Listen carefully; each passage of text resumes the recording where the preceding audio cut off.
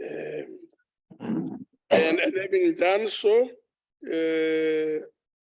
I will now request delegates to observe a moment of silence for prayer or meditation.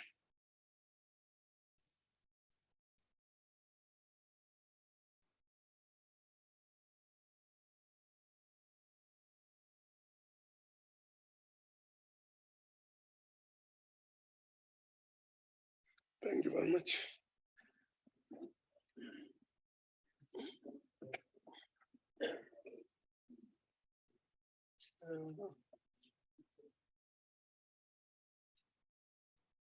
Honorable members,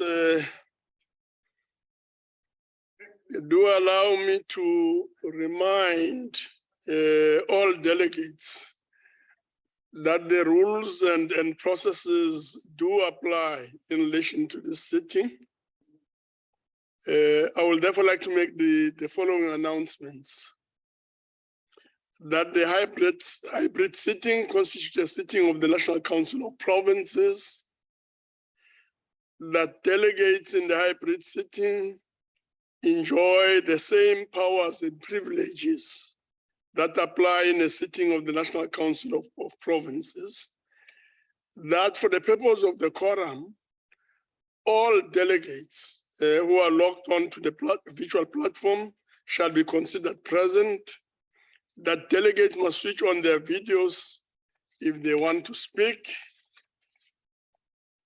that delegates should ensure that the microphones on their gadgets are muted and must always remain muted unless they want to speak, that all delegates in the chamber must connect to the virtual platform as well as insert their cards to register on the chamber system, that delegates who are physically in the chamber must use the floor microphones and should switch their microphones on when they need to address the chairperson, that all delegates may participate in the discussion through the chat room, that the interpretation facility is active, and that permanent delegates, members of the executive, special delegates, and SALGA representatives on the virtual platform are requested to ensure that the interpretation facility on their gadgets are properly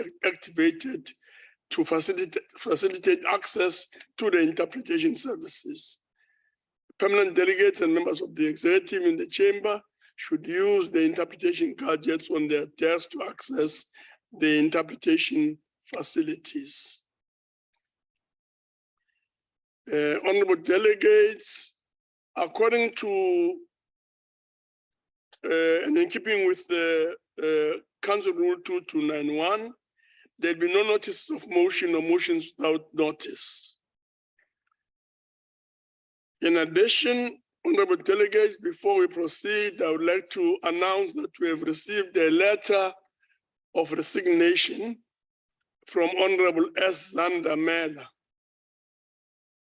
Honorable Zandamela has resigned with immediate effect, and I'm informed that he is not lost to the legislative sector. And we wish to thank Honorable Zandamela for his fruitful contribution to the National Council of Provinces and wish him well in his future endeavors. Honorable Zandamela's successor will be sworn in due course. Of course, from I may just add this, that from reliable sources, it does seem as if Honorable Zandamela may emerge as a serving member in the Mpumalanga Provincial Legislature.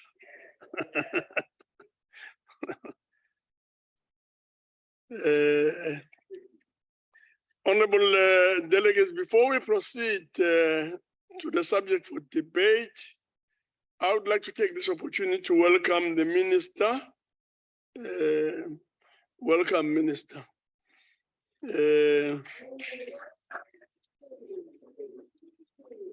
Welcome the MECs and the SALGA representatives, all permanent and special delegates to the House. Honorable delegates, we shall now proceed to the subject for debate on the restoration and modernization of the rail infrastructure in South Africa, with the theme revolutionizing our rail services for efficient transportation. I now call on and call upon the Honorable Minister F.A. Mbalula, the Minister of Transport, to open the debate.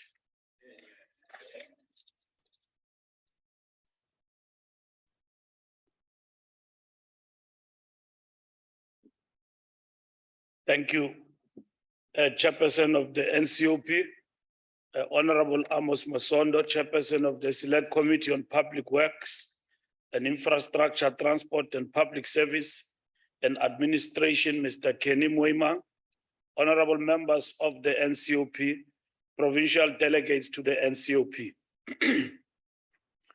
Rail has been an integral part of South Africa's transport system for more than a century, and a checkered past that was not always positive for the majority of our people. It became an instrument of segregation while relegating others to migrant laborers in the mines. Today, it is a mode that brings our people together from all walks of life and divergent racial and ethnic backgrounds. From Soweto to Mitchell's Plain, from Tanzania to KwaMashu, from Simonstown to Gqeberha, as the cheapest mode of transport. It has played a major role in getting millions of South Africans to work, to centers of learning, and access to social amenities. Challenges in the railway sector over time weakened the efficiency of the system and limited its contribution to economic growth and effective community connections. The de Villiers report of 1986 advocated against new rail investments, but rather sweating existing assets and deregulating the road sectors. This led to deferred maintenance of rail assets, particularly passenger rail, which resulted in the decline of commuters and deterioration of commuter rail infrastructure over many decades. Despite the many challenges brought about by deferred maintenance of passenger rail assets, commuter rail evolved to become the most affordable mode of transport. The poorest of the poor relied on this service week in and week out, whether as workers who found a captive market as job seekers. The 1996 White Paper on National Transport Policy laid down the policy framework to position passenger rail as the backbone of affordable, efficient, effective, safe public transport system. The National Land Transport Strategic Framework that guides public transport planning at all spheres of government requires the development of rail as a high-volume backbone of the integrated public transport networks. Commuter rail is a mass mover that has been able to leverage government subsidy, its capacity and dedicated network to remain the most affordable mode of transport. Indeed, the system is broken. We are the first ones to admit that. It has been broken by years of deferred maintenance in the 1980s, by years of corruption that was laid bare by the Zondo Commission, by years of ineffective boards that failed to steady the ship and guide it through turbulent waters. We have been working hard to rebuild our passenger rail system to one that has the requisite capacity to deliver on its mandate to provide an affordable, safe, and efficient public transport. The ANC government took tangible steps to position rail as a backbone of the public transport system by investing 173 billion into the rolling stock fleet renewal program. This was the first time in half a century that the state had made such a significant investment in commuter rail. ANC policy advocates the provision of economic infrastructure aimed at lowering the costs of doing business in South Africa. High levels of infrastructure investment, particularly in transport roads, telecommunication, energy, rail, create a competitive edge for the South African economy and make it more efficient, lowering the cost of production and therefore improving the environment for investment and job creation. In order to maximize economic impact, we have our focus on ensuring that infrastructure supports economic growth sectors, input sectors in the economy, and provides for basic needs in marginalized areas.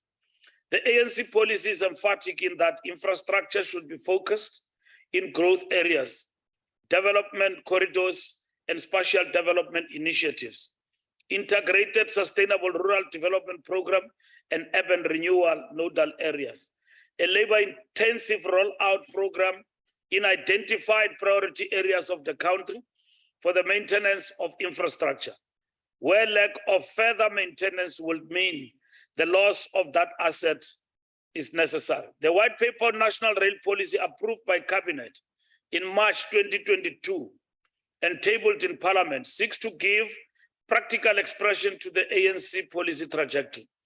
The national policy, rail policy, enable us to implement the ambitious policy choices we have made, which include radical structural reforms that not only seek to bring about competitiveness of our rail system, but also enable private sector participation through concessions.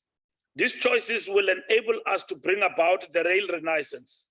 The rail policy is geared to dramatically transform rail infrastructure planning and intends to give further impetus in positioning rail as the backbone of both freight, transportation, and urban commuter mobility.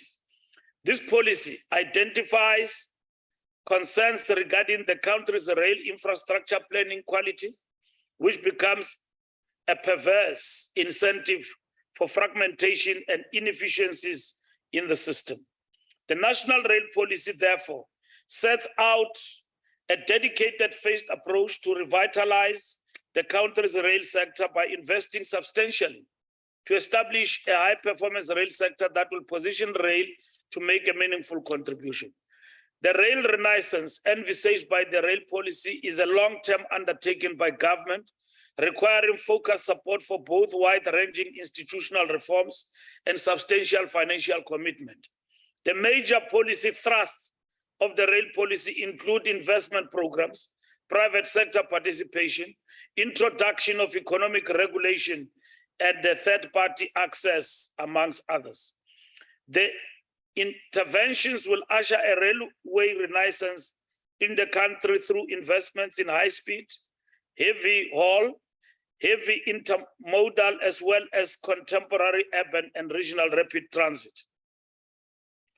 The rail policy directs that strategic rail network planning and oversight is a centralized strategic function that the Department of Transport must undertake. The rail planning component will be mandated to develop and maintain a high-level strategic vision. It will further publish a national rail master plan. The lack of security in corridors remain a major risk with the recovery of infrastructure, and the deployment of additional security will undoubtedly make a telling difference. Our integrated security plan brings together collective capacity of law enforcement authorities, which include the rail police, intelligence services, reinforced by deployment of technology interventions. In recognizing the centrality of providing affordable, safe, and reliable public transport services, capital transfers to the Passenger Rail Agency of South Africa, PRASA, stand at 12.6 billion in 2022 to 2023, and this will increase to 13.5 billion in 2024-2025. These funds will be channeled towards the refurbishment of coaches, rolling stock, fleet renewal, signaling, and the capital projects, which include security of the rail infrastructure. The Gibela factory an integral part of the rolling stock fleet renewal program, delivered 8 additional new trains during the first quarter of this financial year. This brings the number of new trains delivered to PRASA to 103 as at the end of May 2022. We recently celebrated train number 100. These trains have yet to be fully deployed, but a number of them are parked at Wolmerton due to delays in infrastructure upgrades. Progress in the recovery of commuter rail will enable us accelerate the deployment of these trains. The factory currently employs 1,061 people in manufacturing and maintenance activities. This number is expected to increase to 1,500 once the factory achieves its full operational capacity. 37% of the workforce are local employees who reside in the East Rand area. 439 are women, 841 youth, and 16 are people with disabilities. PRASA has identified 10 priority commuter rail corridors earmarked for service recovery this financial year. Based on the volume of commuters using rail services in these corridors, with the rebuilding of the corridors and the modernization of the infrastructure, PRASA will be able to provide improved service levels in these priority corridors. Corridor recovery program is spread over 3 regions. In Gauteng region, 5 corridors have a target for service resumption of October 2022. Pienaarsport to Pretoria corridor resumption is planned for end of September 2022. The service is expected to run using 12 stations. 8 of these are operational and 4 are undergoing refurbishment. Leralla to Johannesburg corridor is expected to resume limited service in October. 11 stations will be rehabilitated. Pretoria to Kalfontein corridor will be ready to resume service in October. Naledi to Johannesburg will be ready to resume services in October. The corridor has 15 stations in total. 9 are operational and 6 are being rehabilitated. In KwaZulu-Natal, 2 corridors are earmarked for recovery and limited service is expected to resume by end of September 2022. KwaMashu to Durban corridor is expected to resume limited service by end of September. 10 stations are being rehabilitated in preparation for service resumption. Umlazi to Durban corridor is expected to resume service with the old trains at the end of September. 6 stations are being rehabilitated. In the Western Cape, the Central Line has 21 stations. 1 station is operational and 10 stations are being rehabilitated for services. This is in respect of phase 1, which includes Cape Town to Langa via Pinelands, Langa to Belleville via Serepta, and Langa to Nyanga. Phase 2 rehabilitation of the Central Line includes Nyanga to Krisani and Nyanga to Captain Slip. Service resumption is expected in December 2022 using the new trains. 11 stations are on rehabilitation. We just came back from the signing of a compact between government and the people who have occupied the areas. We are moving the first batch of these people in November. And then that will be followed by the moving of people from areas of Philippi and the areas of Kailicha. That brings that to completion. So we have secured land, and then we have been able to demonstrate this, and we've got cooperation from all around. The limited service as we speak is running. We are well on track to build and strengthen local manufacturing capacity to capitalize on the successes of Gautrain and Kibela projects to position South Africa as an industrialized hub. The local production of steel and supplies of rolling stock to improve connectivity with the Southern Africa's SADC region and take advantage of opportunities provided by Africa Free Trade Agreement. We are making progress through collaboration with our international partners towards the conducting of a detailed feasibility study for the Pretoria-Johannesburg to Durban high-speed rail project. In December 2019, the African Union developed a high-speed rail master plan 2033 and beyond that identified 74 high-speed rail links ranked through a project prioritization framework to us to assess the technical, financial, and economic viability. The high-speed rail link between Johannesburg and Durban is ranked third highest priority in the African integrated high-speed rail network. South Africa finds itself in a situation where the current funding sources available are proving inadequate to allow Transnet Freight Rail to meet the level of service and infrastructure investment required to address rail-friendly freight out there, thus giving impetus to moving 10% of cargo from road to rail. The concessioning of branch lines and the access of branch line operators to the main line will form a critical part of the rail private sector participation framework. This framework will cover different forms of participation in recognizing the potential role that private sector participation can play in bridging the investment gap and providing operational and managerial efficiency. We have executed an implementation protocol with the Department of Public Enterprises. In this instance, agricultural exports from South Africa have been the shining star in the last decade, with continuous annual growth in both volumes and revenue generated for South Africa. The significant growth of the industry, and especially the fruit producing and fruit export business, requires focused attention on the revitalization of branch lines.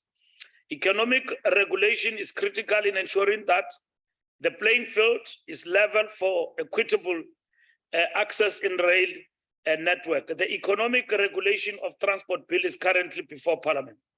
The passage of this bill will create a new institutional arrangement to strengthen economic regulation of the sector. Rail is an important sector where economic regulation will have major spin-offs that will encourage private investment. The rail policy provides that in the transition to the transport economic regulator, the interim capacity will serve as an interim arrangement for economic regulation. The interim capacity includes a representation from the Department of Transport, Public Enterprise, and National Treasury, working in collaboration with key stakeholders such as Transnet Freight Rail, PRASA, RSR, and industry bodies representing the private sector. We have also invited independent experts in the field of transport. In conclusion, we are well on track to delivering a rail system that is efficient, affordable, safe, and reliable. The infrastructure upgrades and the deployment of new rolling stock will enable us to make commuter rail responsive to the needs of the vast majority of our people. I thank you. Thank you very much, Minister. We'll now move on to Honorable Malamlela. Honorable Malamlela. Thank you very much, Honorable Chairperson of the NCOP. Greetings to honorable members of the NCOP, honorable members of Parliament, MECs from other provinces. Of course, Honorable Malamlela would prefer that you show yourself. So it will minus the X, not unless there's a real compelling reason. I thought I have shown it, Honorable.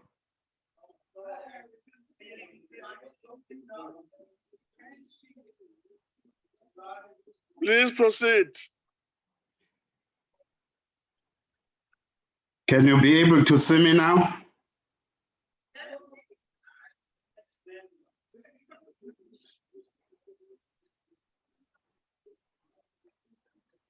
Can you be able to see me now, Honorable Chair? Yeah. Yes, I was greeting you.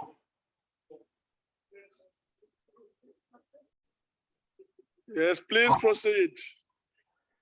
Yes, I was greeting you and honorable members of the NCOP.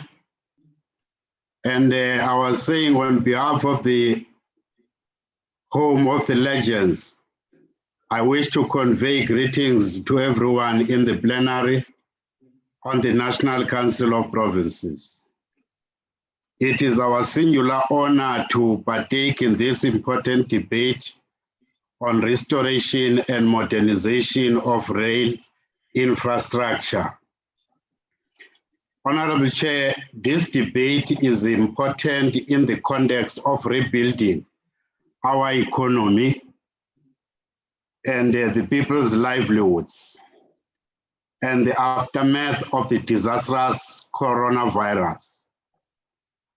Like the global economic crisis that broke out in 2008, the end of the global mineral commodity super cycle in 2011, and the other global shocks, the aftermath of the global COVID-19 pandemic has worsened what were already crisis high levels of unemployment, poverty, inequality, and the associated crisis of social reproduction. The rail infrastructure since inception is of strategic importance in the day-to-day functioning of our economy. Many studies have revealed, Chair, that the demand for transport is growing fast. Given present trends, the passenger and freight activity will more than double by the year 2050.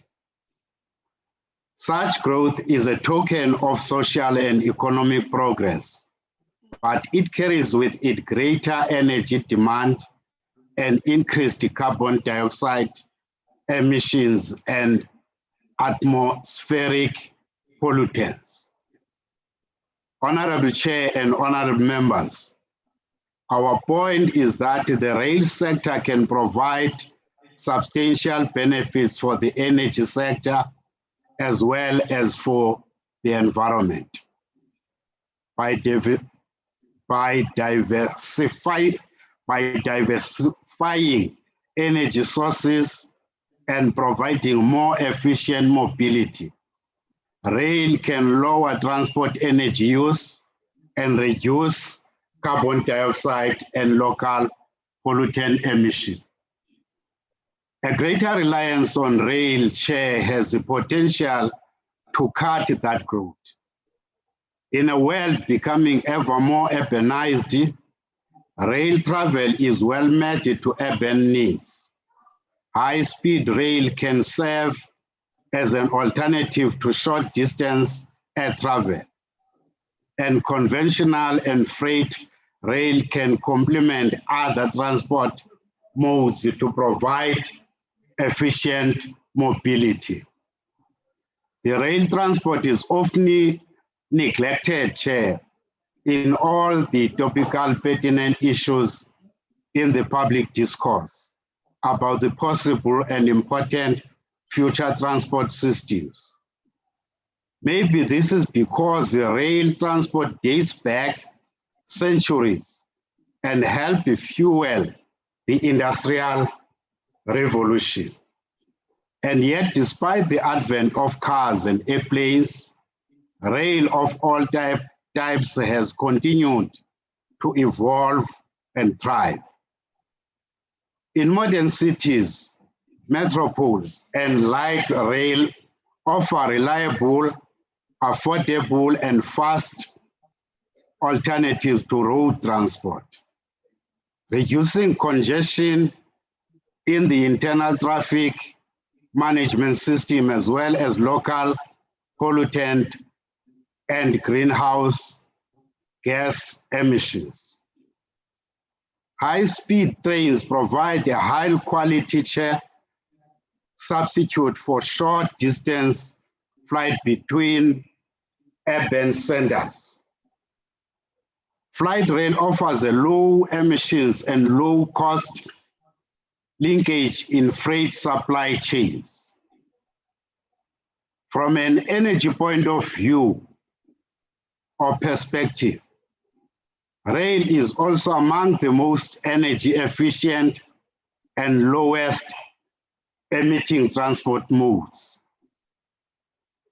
Despite the traffic it carries, rail consumes very less of the total transport energy demand. Rail is also the transport sector that is most electrified. 3/4 of passenger movements and half of freight rely on electricity. Chairperson.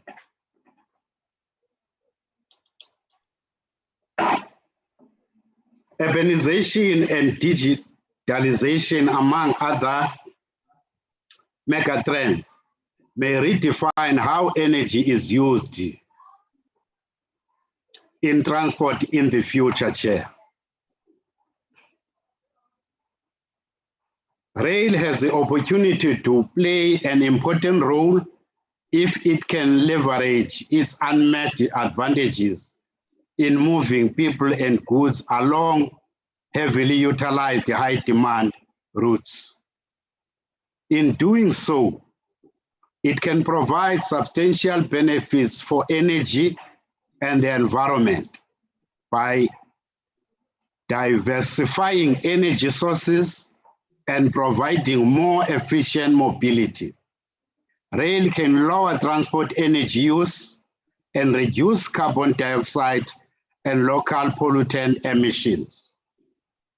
Rail's benefits extend to economic and social realms if well designed and operated. In the right context, rail systems can be very competitive on the most important mobility service metrics: speed, convenience, reliability, and price, Honorable Chair. Honorable Chair, considering the advent of migrant labor in our country and underdevelopment in some rural provinces like ours, which is the Eastern Cape, due to the colonial spatial planning, the modernized rail infrastructure can play a critical role in both economic revitalization and intra-city and intra-provincial travel with less congestion and accidents on the national roads. Conventional rail covers medium to long distance journeys with a maximum speed under 250 kilometers per hour and suburban train journeys. Most conventional rail networks today are located in North America, Europe, China, Russia, India, and Japan. These regions make up about 90% of global passenger movements on conventional rail, with India leading at 39%, Honorable Chair. However, conventional rail has shown little change across these regions over the past decades. Today, as we gather here, Honorable Chair, it is perhaps an opportune time to assess our progress once again about how far we have gone on the journey we undertook in building and modernizing the rail infrastructure for both travel and freight to stimulate economic activities. The key question today is whether our state has a sufficient capacity to achieve its mission of building in this regard.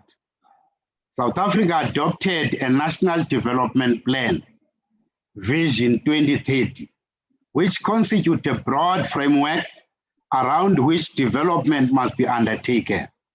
According to the National Development Plan, the plan must attack the plight of poverty and exclusion and nurture economic growth at the same time. As you conclude, Honorable Member, as you conclude. Thank you very much, Chair.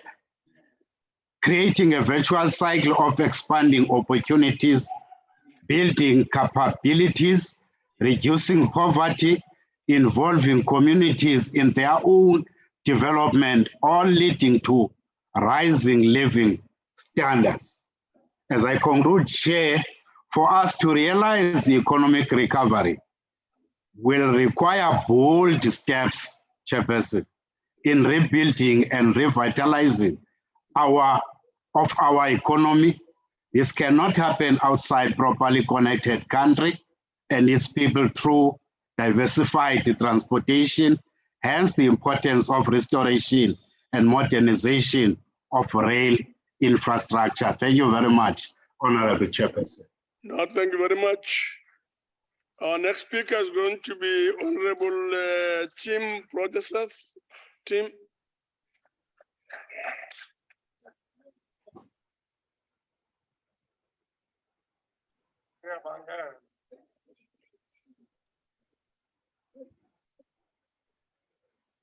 Honourable Chairperson, Honourable Minister, Honourable Members, fellow South Africans.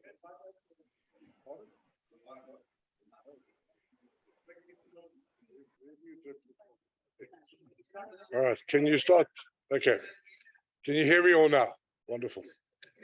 All right, I thought it was automatic, Chairperson. Let me start again. Honourable Chairperson, Honourable Minister, Honourable Members, fellow South Africans. Allow me to sketch a scenario. Close your eyes, if you will. The year is 2010, and we are standing at one of Jersey's famous mine dumps.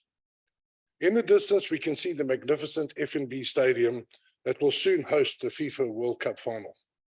In the foreground is an elegantly arched concrete bridge carrying the shining rails, masts, and overhead cables of the new 14-kilometer link that will ferry passengers between central Johannesburg and Nasrec. After 18 months of construction at a cost of 130 million in today's money, the new line is ready to ferry more than 20,000 peak hour passengers. Then fast forward with me to 2020. The Nasrec station is closed. The steel of the rails is rusting. The overhead electrical equipment has vanished, apart from a few lengths of cable drooping uselessly from the masts, and the pillars and the concrete bridge are covered with graffiti and litter. This disturbing image is emblematic of the current South African railway network, once regarded as one of the world's finest. The network bedeviled by years of mismanagement and failing corporate governance. In fact, in January 2020, the minister called it a broken organization. At the time, before the COVID lockdown, PRASA announced that it was experiencing unprecedented levels of vandalism and theft across all the regional metro rail and short-haul services, resulting in massive disruption to commuter services, with vast sections being closed down. The Transnet Freight Rail, TFR, fared no better.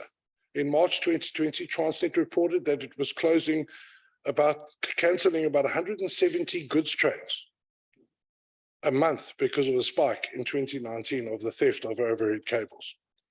The COVID lockdown made it even worse. In one situation in September 2020, more than 6 kilometers of cable was stolen in 24 hours. So how did we get here? Allow me to explain. And the reality is, unfortunately, is that both the National Party government and the ANC have a part to play in this demise. Up to the mid-1970s, nearly all goods were transferred by rail. But as the economy grew, obviously the competition came from road transport. In 1977, the National Party government then opened up policy and allowed road transport to compete for the first time unrestricted with rail.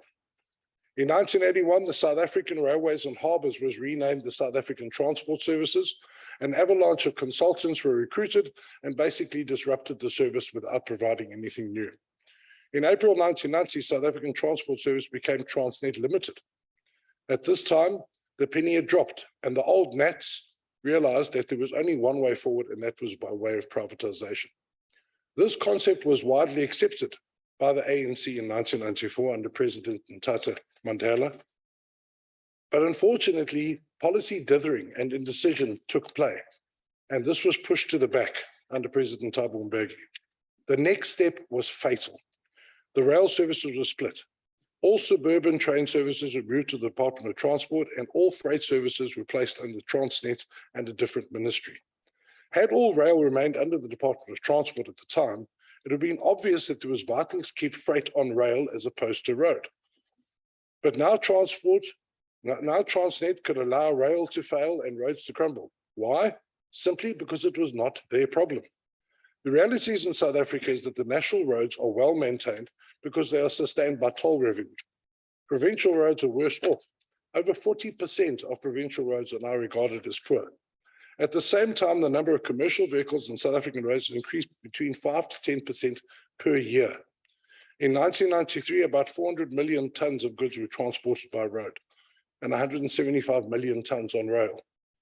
By 2009, 16 years later, road traffic has increased by 242% to 1.37 billion tons by road, and only 205 tons by rail. And that divergence has increased as we go. To make matters worse, the rail system has become increasingly unsafe and unsecured. The problem, once again, has its origins back with the old Nats.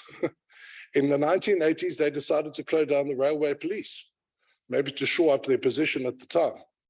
But what that did was, just like when the ANC government included the Scorpions into the SAPS, it was a field day for criminals who saw the rich pickings of the rail environment. It was also under the management of rail, the management of rail under the ANC, where there was a preference for self-interest as opposed to effective safety management systems. There's no better example than PRASA CEO Lucky Montana, who made the disastrous appointment of a fake engineer who purchased locomotives too big for our rail system. Said Montana at the time, Mtunkulu was a genius of an engineer. It's really unfortunate that South Africans equate academic qualifications with competence to do the job. It would be funny if it wasn't so sad and pathetic. So what is to be done? The government must accept in principle that the only way forward with rail is in terms of privatization, public-private partnerships. Our recent trip to the Northern Cape, Transnet there confirmed that the Session-Sandal corridor had to be built with public-private partnerships. Secondly, all railway operations should be placed under the Department of Transport, where policy is made and monitoring can happen effectively. Thirdly, rail services must be devolved to capable provinces and municipalities who are able to run these services effectively, again in private partnership, private-public partnerships. So, Minister, thank you. Minister, you've made lots of great promises today, which are of course welcome. But unless governments get the strategy, the policy, and the governance structures right, and appoint women and men of integrity and competence who can execute a realistic, sensible strategy, the writing will be on the wall. There is no time to lose. Let's get back on track. I thank you. Thanks very much, Honourable Member. The next speaker is Honourable Plain. Thank you very much, Chairperson. Chairperson, a well-established rail network is of strategic importance to any country as it provides a cost-effective and efficient means of transport. Railway as a transportation system plays a major role in the economic development of a country, as it serves as the transport network for industrialization and economic development.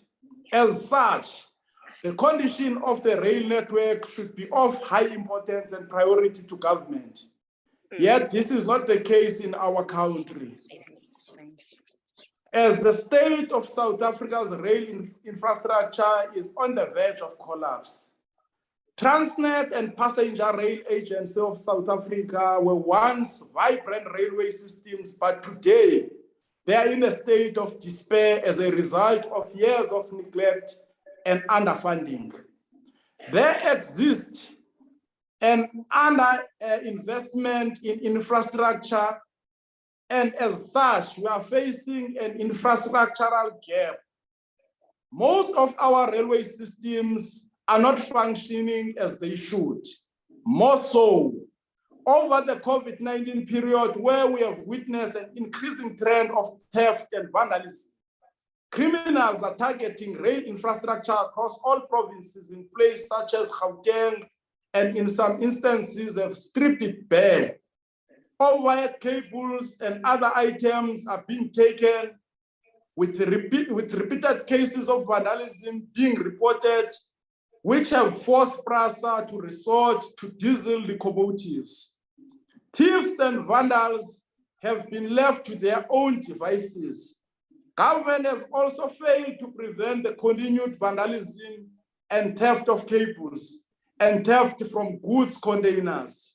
Crime against the PRASA, Transnet, freight rail, Gauteng, and commuters are prevalent, and the victims are being exposed to serious damage emanating from criminal activities.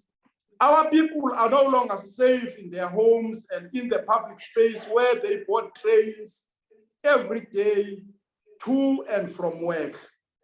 A decision taken in 2019 to do away with security made train stations even more vulnerable over the lockdown period. With a network over 30,000 of tracks, South Africa has the most advanced railway system on the continent. But it has been continuously neglected, making it an unattractive and alternative means of transport for our people. Metro rail services, the poor of South Africa and low-income earners. And so, Chairperson, it is not surprising to find that under the ANC-led government, not much attention is being paid to it. In fact, the ANC government is working to deliberately collapse state-owned enterprises such as Transnet and all related infrastructure so as to sell them to private sector at a fraction of their value. We know this to be true as just last year, as part of his economic recovery plan, Mr. Cyril Ramaphosa made an announcement to allow private freight rail operators to operate along Transnet. This being one of the many attempts at privatization of key state-owned enterprises, which will in the end ultimately destroy Transnet. As this currently stands, almost all of South Africa's key state-owned companies are in a depressing state, characterized by growing debts and dysfunctional management. Again here, Chairperson, the problem is the leadership. Key issues on procurement and contract management and lack of consequence management in the institution are matters of key concern. All this is indicative of a deep problem of political incompetency on the part of the ruling elite, who are at least concerned about running the country and growing its economy, but are more concerned about looting the limited state resources. Just recently, the Hawks arrested 4 Transnet executives, including CEO Brian Molefe, in connection with 93 million corruption and fraud case linked to the procurement of more than 1,000 locomotives in 2015. Chairperson, in spite of poor and declining performance of rail services over the past 28 years, there is an urgent need for revival and expansion. The poor infrastructure and unreliable services are damaging to the economy. In order for South Africa to truly restore, modernize rail infrastructure, we need to empower and safeguard our state-owned entities. We need to ensure that they are well-functioning with internal stability to ensure that they work with the purpose of make profit rather than working along government departments as enabling units. We need to build state-owned construction companies that will ensure that the state has the ability to develop a clear strategic vision to implement and monitor progress. We need to get rid of the tendering system and empower the state to do its work without consultants and corrupt tendering system. As such, PRASA needs to follow through with its recruitment drive to permanently employ security guards to protect rail infrastructure or what is left of it. The insourcing of security guards will create a safer railway. Let's retain and expand the state-owned of Central Transnet and logistic modes such as Transnet and PRASA so as to drive developmental objectives, industrialization, job creation, and skills development. The current political leadership in the country is woefully out of its depth and can never revolutionize our rail services for efficient transportation. It is only and only through the EFF where such goals can be realized. Thank you very much, Chairperson. Thanks very much, Honorable Member. The next speaker is Honorable Mimang, ANC.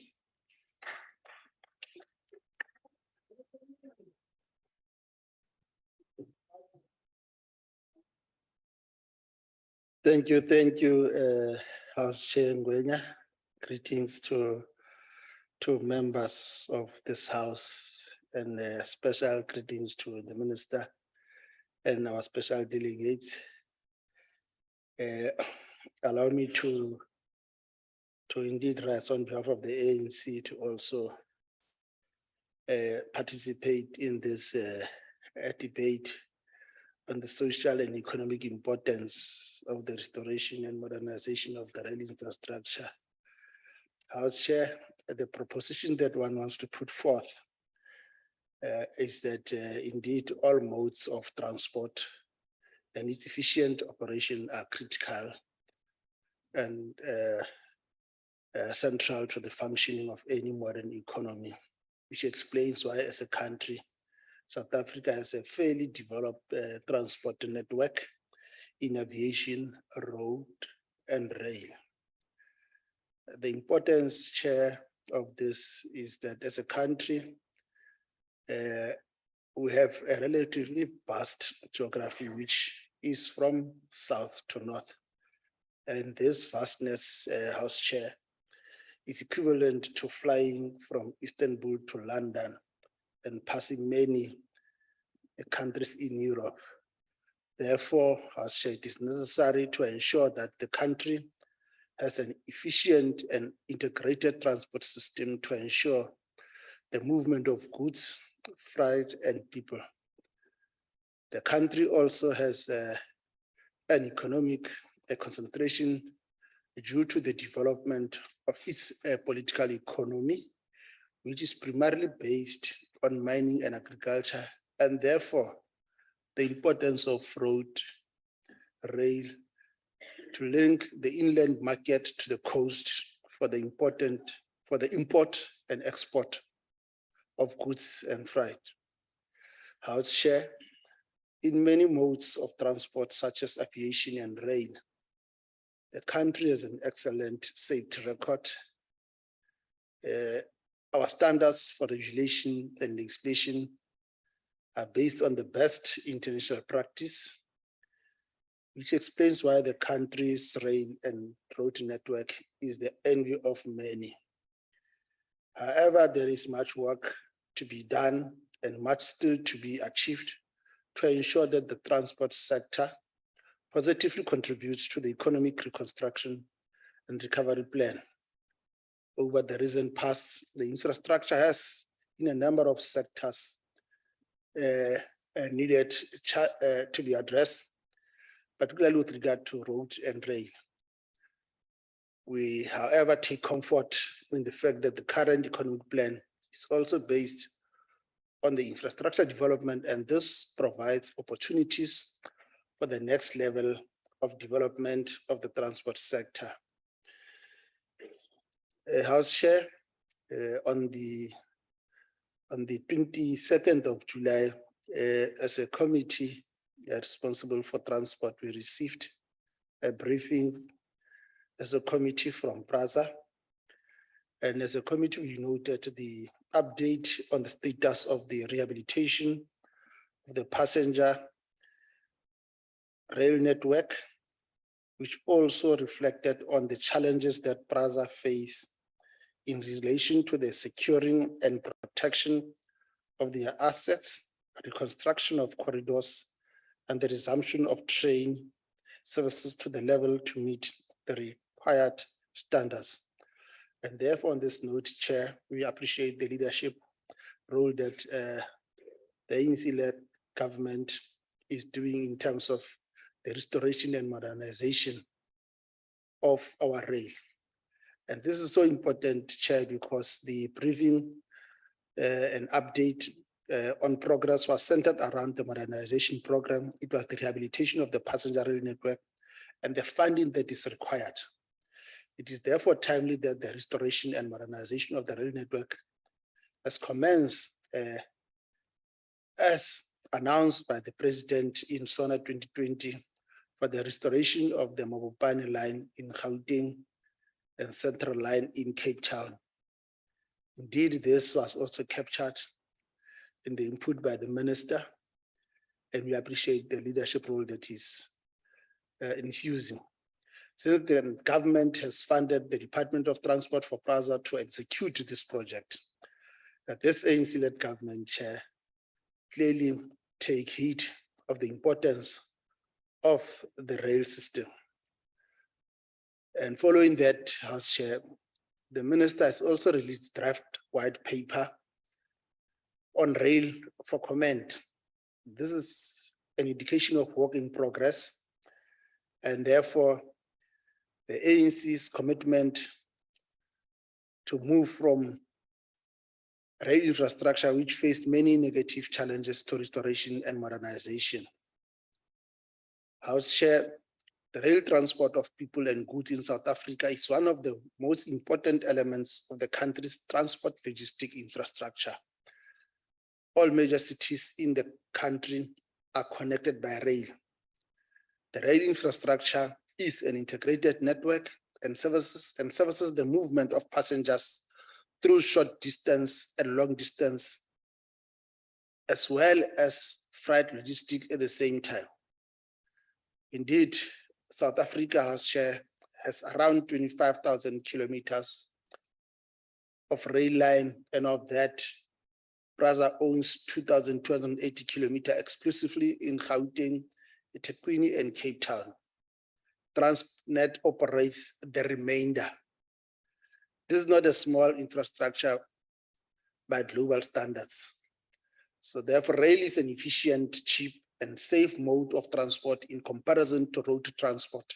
And therefore, it is imperative that there is a restoration and modernization of the rail infrastructure in this country. And therefore, we appreciate the work that the Minister is doing in this respect. Of course, we know that there are challenges as raised by PRAZA and the Department of Transport when they engage with us. It was indeed raised that PRAZA has experienced many challenges over the last number of years with the integrity of the rail network. For a few years, there has been much media focus on the damage inflicted on the rail infrastructure. And of recent, this has been acute in a number of provinces, given the incidence of damage on the rail infrastructure by antisocial and criminal elements. But of course, we note and take comfort in the assurance that the Minister has given, even in today's debate. This damage to the infrastructure negatively impact on the lives of the most vulnerable, the working class and the poor, who depend on rail transport to earn their livelihood. The ANC-led government remains resolutely opposed to the damage of the rail infrastructure and will take action to the full might of the law against such destruction, which is intended to sabotage the critical economic infrastructure of the country and negatively affect the lives of the working class and the poor communities. However, of recent, the law enforcement agencies have made many arrests of those involved in the theft and vandalism of rail infrastructure, as well as those scrap steel dealers who purchase stolen cables and process steel and therefore participate in such crime. While the government is combating this crime, it is important that the country is able to move towards the restoration and modernization of rail infrastructure. And we appreciate the fact that the white paper is an enabler which provides policy certainty on the future development of rail infrastructure.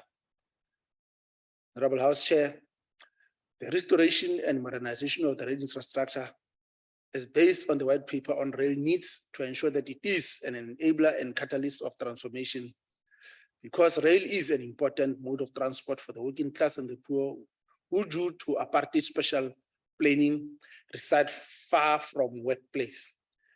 Again, we agree that indeed this has to be prioritized because rail is cheaper than public road transport and more efficient. Therefore, in order for working class and the poor communities to save money on transport costs, rail is the preferred option. However, over a number of years, deterioration of rail services through vandalism has taken place. House Chair, the white paper seeks to correct the recommendation of the De Villiers report of 1986 that murderous state, which advocated against new rail investment and the sweating of existing assets and the deregulation of the road sector. This was not a policy which was geared towards economic development and transformation, but was rooted in market fundamentalism.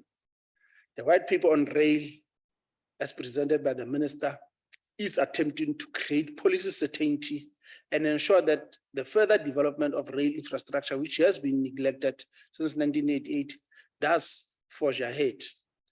While the draft white paper on rail contains much technical details, which is both relevant and important, it is geared towards ensuring the development of an important economic input, which links production to the market and further means that people have access. Indeed, this is an ANC plan for economic expansion through connecting the country through an efficient mode of transport, namely rail transport. Whilst expanding the base for the restoration and modernization of rail infrastructure through private and public sector partnership, the efficiency of the service must improve and there must be a sound business case to ensure that funding can be raised in capital markets to effect the plan. Both PRASA and Transnet Rail must operate on sound development and economic principles. It is important to also know that the new policy is developed for freight rail, passenger rail, and rail infrastructure development, as the country is stuck politically in the recent past with narratives of state capture and destruction of infrastructure rather than focusing on the real needs of the people, which is inclusive economic development, economic growth, and job creation. This is certainly an antidote to the quadruple challenges of poverty, unemployment, inequality, and historical economic exclusion of the majority from the formal economy. In conclusion, House Chair, it is imperative that the current plans as espoused in the draft white paper on rail and the program for rail infrastructure development are implemented as part of the economic reconstruction and recovery plan, and that an efficient and integrated transport sector is created through rail for the movement of freight, goods, and people. Challenges present opportunities, and it is to that arena that we seek to travel to ensure that the opportunities are turned into positive economic reality. As Chair, this development is envisaged in the draft white paper on rail will ensure that local production and beneficiation, as raised by the minister, is enhanced. And it can occur as rail infrastructure restoration and development ensures that product can be efficiently brought to the market. The white paper on rail will act, as Chair, as a catalyst for the success of the economic reconstruction and recovery plan, as it will ensure that the local industrial development beneficiation occur. This will make the district development model a reality, as rail will provide the critical link with other modes of transport. The development of an implementation plan for the white paper on rail is critical, for it brings a vision into reality. The country requires such concrete and positive leadership as espoused by the ANC-led government. I thank you, Chair. Thanks very much, Honorable Member. The next speaker is Honorable Nana, DA.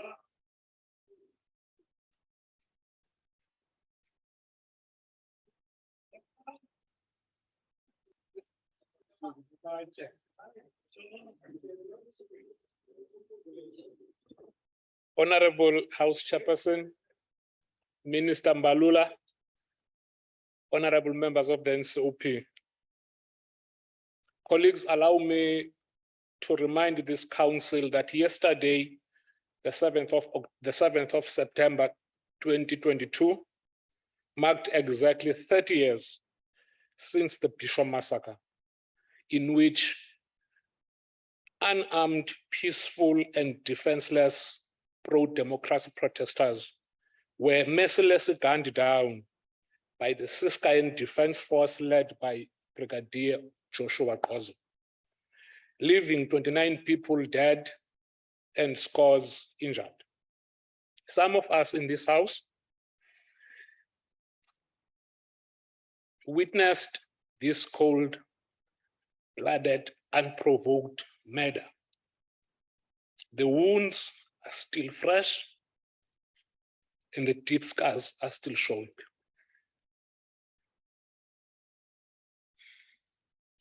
This should be a stark reminder to all of us that many sacrificed with their lives, others lost limbs, families lost breadwinners, youth lost youthful days, students lost out on education. Colleagues, freedom was not free. We owe it to those selfless heroes and heroines who made an immense contribution for us today to live and enjoy civil liberties as enshrined in our Bill of Rights. Honorable members, it is well and good to have these kind of debates because this gives hope to South Africans that Njayam Uzolunga. However, it is a problem when you don't have a plan to realize your hope and instead make your hope a plan. I have listened to Minister Mbalula Ujwala making his input this afternoon. He spoke at length about the policy regime and very little about a plan. Colleagues, as a basic plan has, but not limited to 6 simple and basic characteristics. Number 1, and I'm the first one to concede that in his presentation, he did touch on some of these characteristics. Number 1, a plan has to be pervasive. A plan has to be futuristic and looking ahead. A plan must involve choices and decision-making. A plan has to be continuous. A plan is an important function of management. And finally, it is an intellectual process rather than a behavior. If I had time, I would unpack each and every one of these characteristics mentioned above to this House.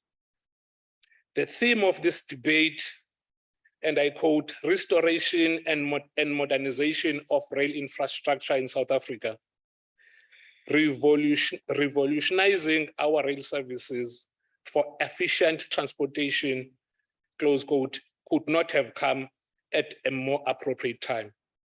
Atamaxhosa, kumnandi ukuthetha kunzima ukwenza. Igugu lingaba likhulu, umbombo uyaqhosha.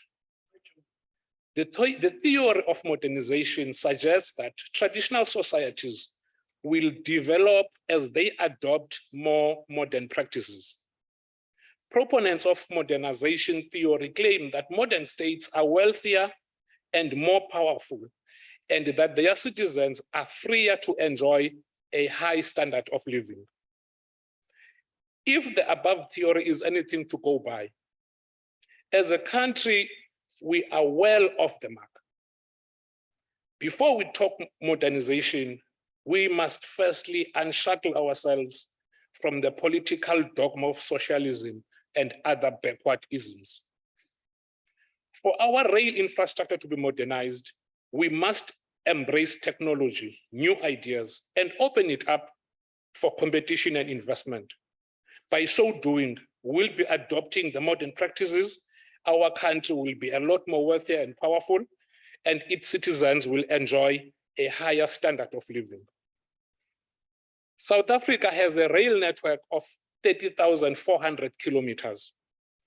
With the exception of 80 kilometers standard gauge of the Gautrain, the rest is narrow gauge. One of the first steps towards modernization of our rail infrastructure is to replace the narrow gauge with standard gauge, because that will allow the high axle loading, double stacking of containers, high economies of scale, and improved economics in our country. As you conclude.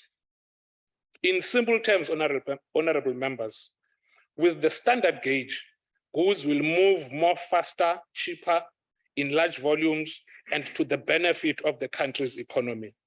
Otherwise, let us be at peace with more freight and trucks on our road. Thank you very much.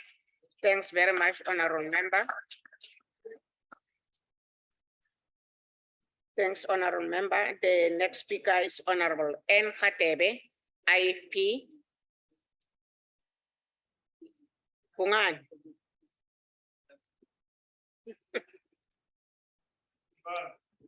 Thank you, House Chair. Honorable Minister, honorable members. South Africa is a vast railway network with over 30,000 kilometers of rail connectivity. We are perfectly positioned to be a leader in rail infrastructure in South Africa.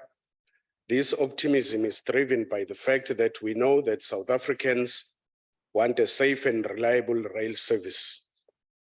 We are living at a time when fuel is extremely expensive and there are high living costs. An affordable means of transport would greatly help commuters and growing businesses. Travel by train is considered one of the safest modes of transport when compared to road fatalities. Rail accidents do occur, but are often not as fatal. We have to invest in our citizens' safety by offering a better alternative to persons driving a long-distance trip.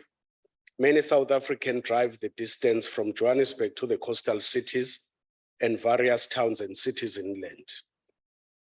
The routes that go from Gauteng to Durban or Johannesburg to Kimberley are key corridors for goods and travel. Yet we are relying on old locomotives and aging rail infrastructure. We have ports that work, but our goods are sometimes delayed because they have to be transported by trucks. The rest of the world is many steps ahead of us.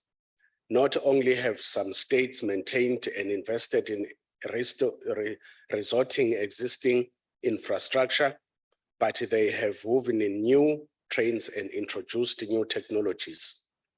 We live in a time when trains have become extremely fast and reliable. We should be investing in our rail infrastructure. We are at a critical time in our development.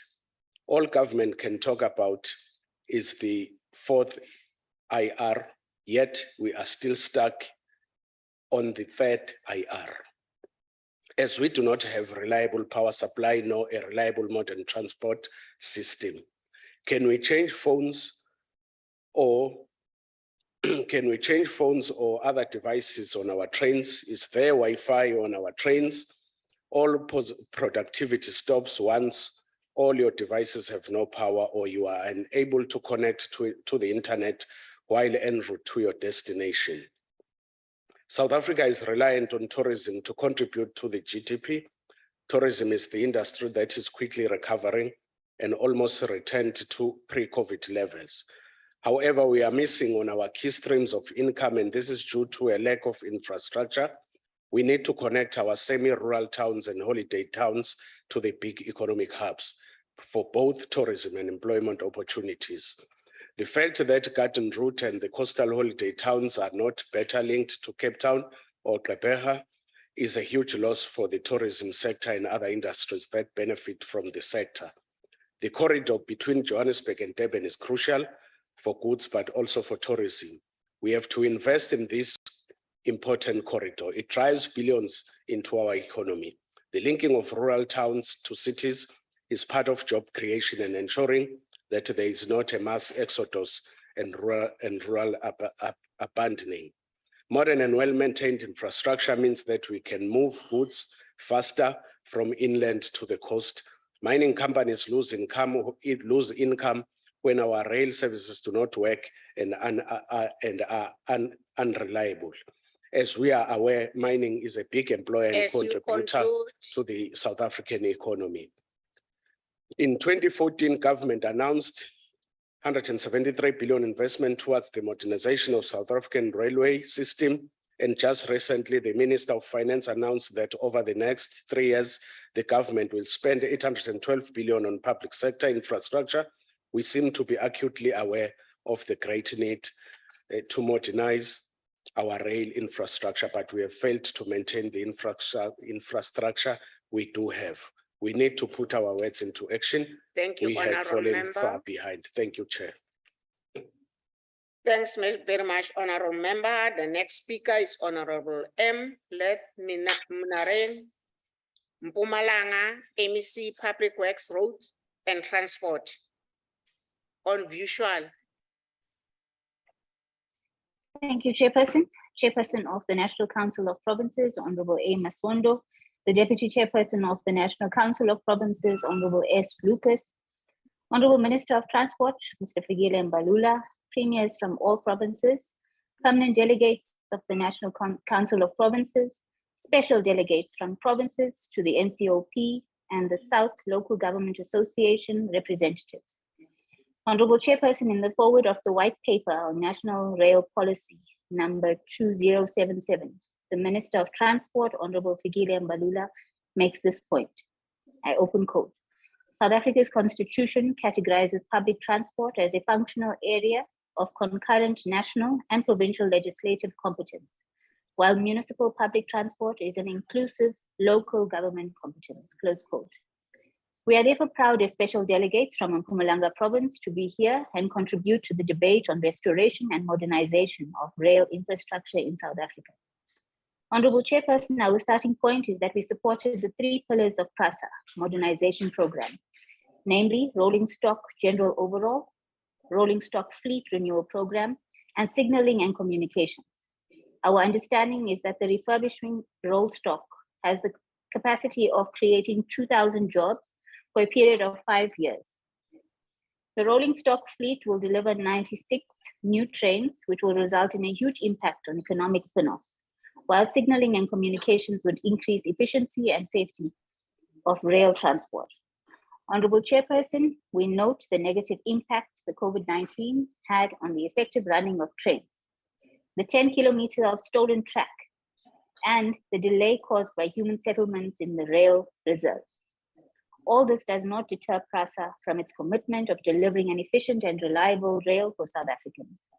The report of the proposed freight and passenger road to rail strategy for South Africa states that, I open quote, state-owned enterprises and agencies in a developmental state have the mandate of supporting the fulfillment of countries' developmental goals, a close quote.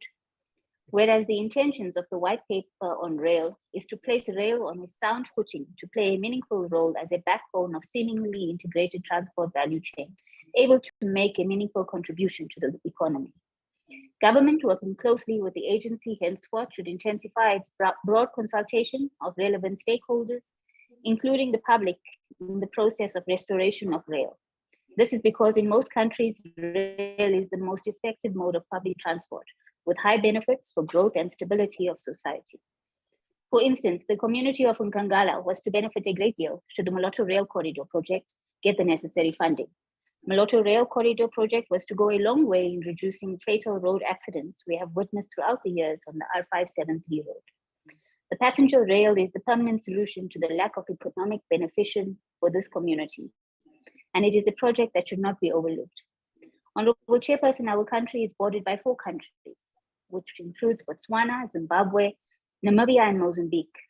Therefore, for economic leverage with an effective rail that will also ensure free delay of distribution of goods and services between the countries I have mentioned. Of particular importance, the reduction of heavy vehicles on our roads will mean less spending on road maintenance, and government can use these resources for other needs. Road carnages are draining the fiscal, will be a thing of the past. There is light at the end of the tunnel if we work together. Thank you, Honorable Chairperson.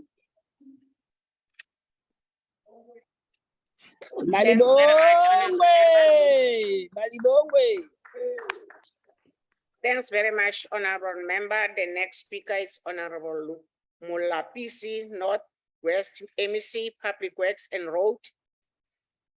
Visual. Thank you very much, Honorable House Chair. The Chairperson of the NCOP, Honorable Masondo, the Honorable Minister of Transport, Honorable Balula, the Chief Whip, Honorable Members present, ladies and gentlemen, good afternoon. Let me appreciate this opportunity and thank this August House to speak on the restoration and modernization of rail infrastructure in South Africa. Honorable Chair, Parliament has previously pondered on the theme, building a reliable and safe passenger rail transport. And the budget was allocated towards that as an investment towards the rehabilitation and modernization of South African railway system. The refurbishment of the existing fleet, depot modernization, and the signal renewal program are in Gauteng, KZN, Western Cape provinces needs to be welcome. We, however, Honorable House Chair, need to pay attention to other provinces, in particular rural province in our country. I must indicate that in the Northwest province, we do not have a passenger rail, and this needs to be corrected. We need to develop one that would be part of the provincial growth and development strategy and increase the socio-economic status of the province. The current infrastructure on goods infrastructure is either not functional or needs serious rehabilitation. And this is work in progress. Roads infrastructure is a means for transportation of goods and services in the province and across the province has aged and is dilapidating at a faster rate. The province is an agricultural and mining province. Goods are mainly transported on roads. Over and above this fact, the number of vehicles, including public transportation, have increased as commuters and motorists also utilize this mode of transport, road transportation. This in turn increases the volume of traffic in our provincial roads and therefore increase the strain on the already overburdened and stretched road infrastructure. Honorable members, during my budget speech address, I did mention that we are far outstretched in terms of financial resources to upgrade our roads, not to mention the backlog of at least 16,000 kilometers that we still must upgrade from surface standard to tar. Without belaboring this fact, it therefore becomes critical to ensure that we reduce the burden on our roads to other modes of transport, and rail becomes our most desirable option. The resuscitation of the rail network will only ensure less burden on our roads, but it would also respond to the resuscitation of our economy as SMMEs will begin to trade when we have a passenger rail. This honorable members, without doubt, entrepreneurs will be realized as before. I must mention, Honorable House Chair, that the FIFA administration had already expressed itself on the need to resuscitate the rail infrastructure. And what it means for the province, we are not here to reinvent the wheel, but to emphasize and align ourselves with what has already been started. The FIFA administration, as indicated through the Department of COSATMA and through the Executive Council, should forward the rail strategy to the House for purpose of continuation. A reliable and safe passenger rail is a critical aspect of any society and the growth of its economy. There is a case study which was done on the reliability of Metro Rail operates an aging fleet of trains, of which some of them have been operating since the 1950s. They need rehabilitation or even to be modernized. We witness criminal activities within that space, which says to us as government that we need to upgrade the infrastructure. Rail fatalities over the years is a cause for concern, and once there is upgrading, they could be eliminated. One of government's priorities to address the challenges that workers and commuters who depend on our passenger rail transport have been complaining about for several years the lack of stability and safety of trains. According to PRASA, the modernization and rehabilitation of passenger rail network has 3 pillars with 10 priorities areas: rolling stock general overhaul, rolling stock fleet renewal program, and signal and communication. In one of the reports to the NCOP, PRASA explained the ongoing challenges to the rehabilitation of network, which include lack of scarce skills, security, tender hijacking, effects of climate change, including the floods in KZN and Cape Flats, and sourcing of material.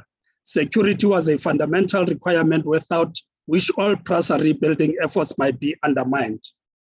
It would cost PRASA over 1 billion over the next 3 years, but it should not be regarded as a PRASA problem alone, but as a national problem. PRASA was requesting permission to transfer funds from its capital expenditure budget to operational expenditure to address its current operational challenges. The status of the rehabilitation of the passenger rail network, which include the challenges that PRASA faces, such as securing and protection of the assets, reconstruction of corridors, and the resumption of train services to the level that is required.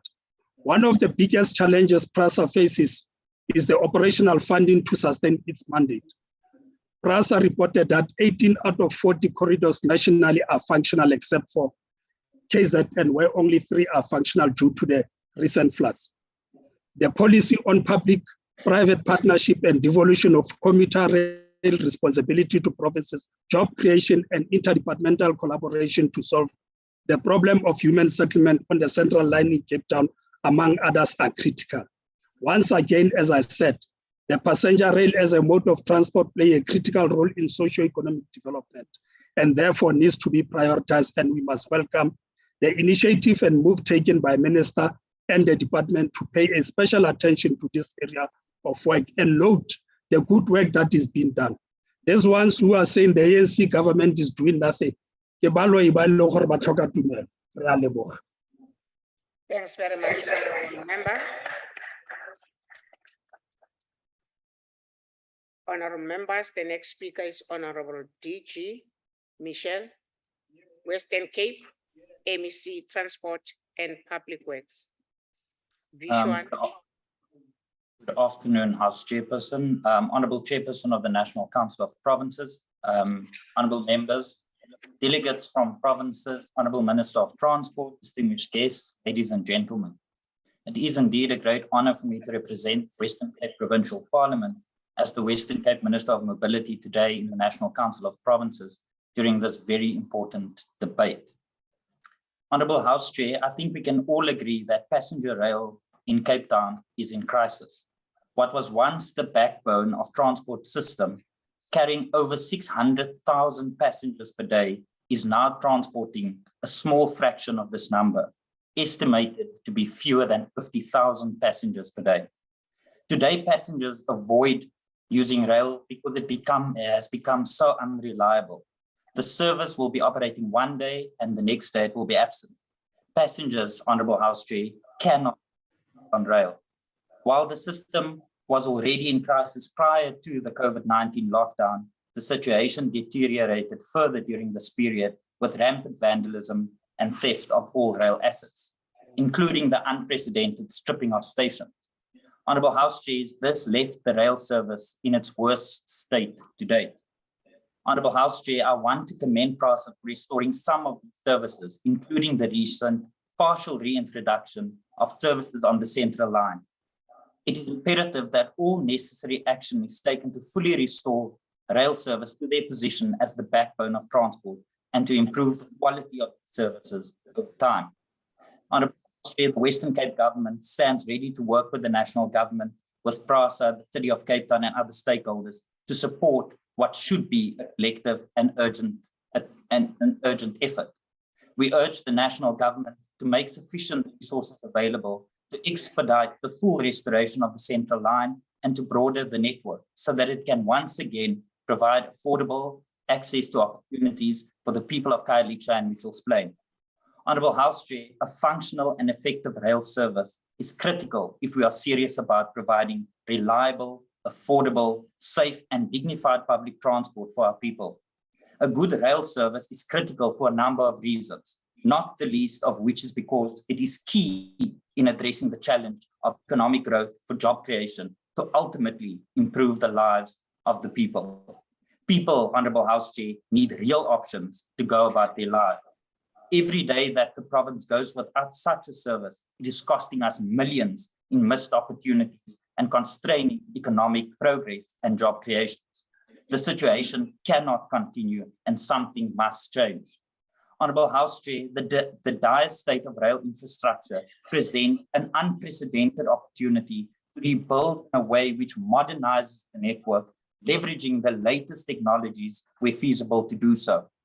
Honorable House Chair, the damage to infrastructure is so profound that merely fixing what is there will be throwing good money at bad after bad. Society, technology, and the economy have moved on during this time, and we must be critical in how we design and implement the restoration project. Honorable House Chair, I call for a grand rebuilding effort, bringing together all relevant stakeholders and pooling resources to achieve the impossible. Honorable House Chair, please allow me the opportunity to move on to the white paper. I welcome the recent publication of the white paper on national rail policy. It has been in development for many years, and I'm happy that it has finally been released and is bringing some much needed direction and clarity to the sector. I'm pleased that devolution was confirmed as national policy in the white paper. I strongly support the need to devolve responsibility for rail to subnational governments. Devolution is in line with international best practice and is key to integrating, improving public transport.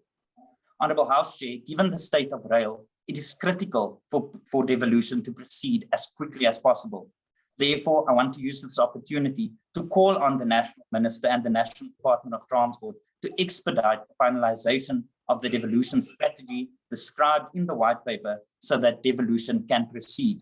I also support the white paper's policy on private sector participation in the provision of passenger rail services, including the statement that, and I open quote, the introduction of competition for services rendered by PRASA must be considered, close quote.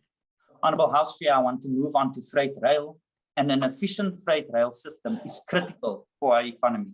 As the National Minister of Finance has articulated, Transnet operations are experiencing significant challenges as a result of security issues, inadequate investment in equipment, procurement processes that were tainted by state capture and poor operational performance, close quote. Honorable House Chair, we need to fix Transnet and get freight rail right. Our economy depends on it. Therefore, support the white paper policy to increase private sector participation in freight rail. This is long overdue.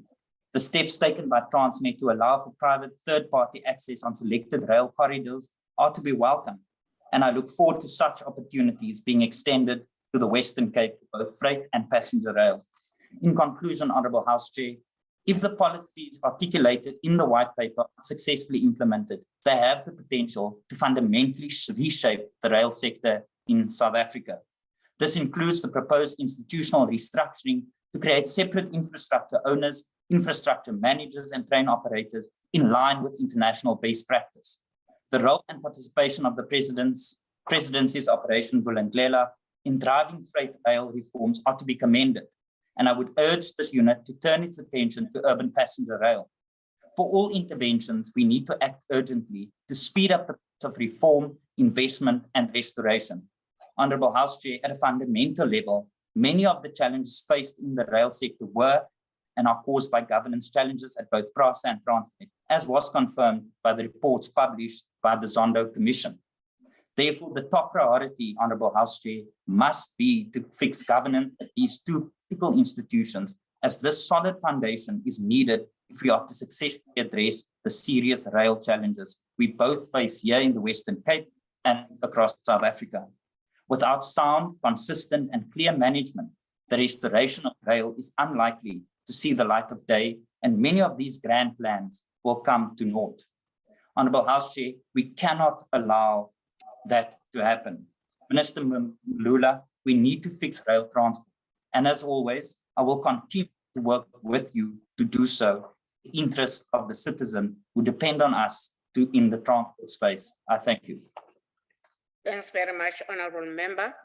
The next speaker is Honorable L. Mushodu, ANC.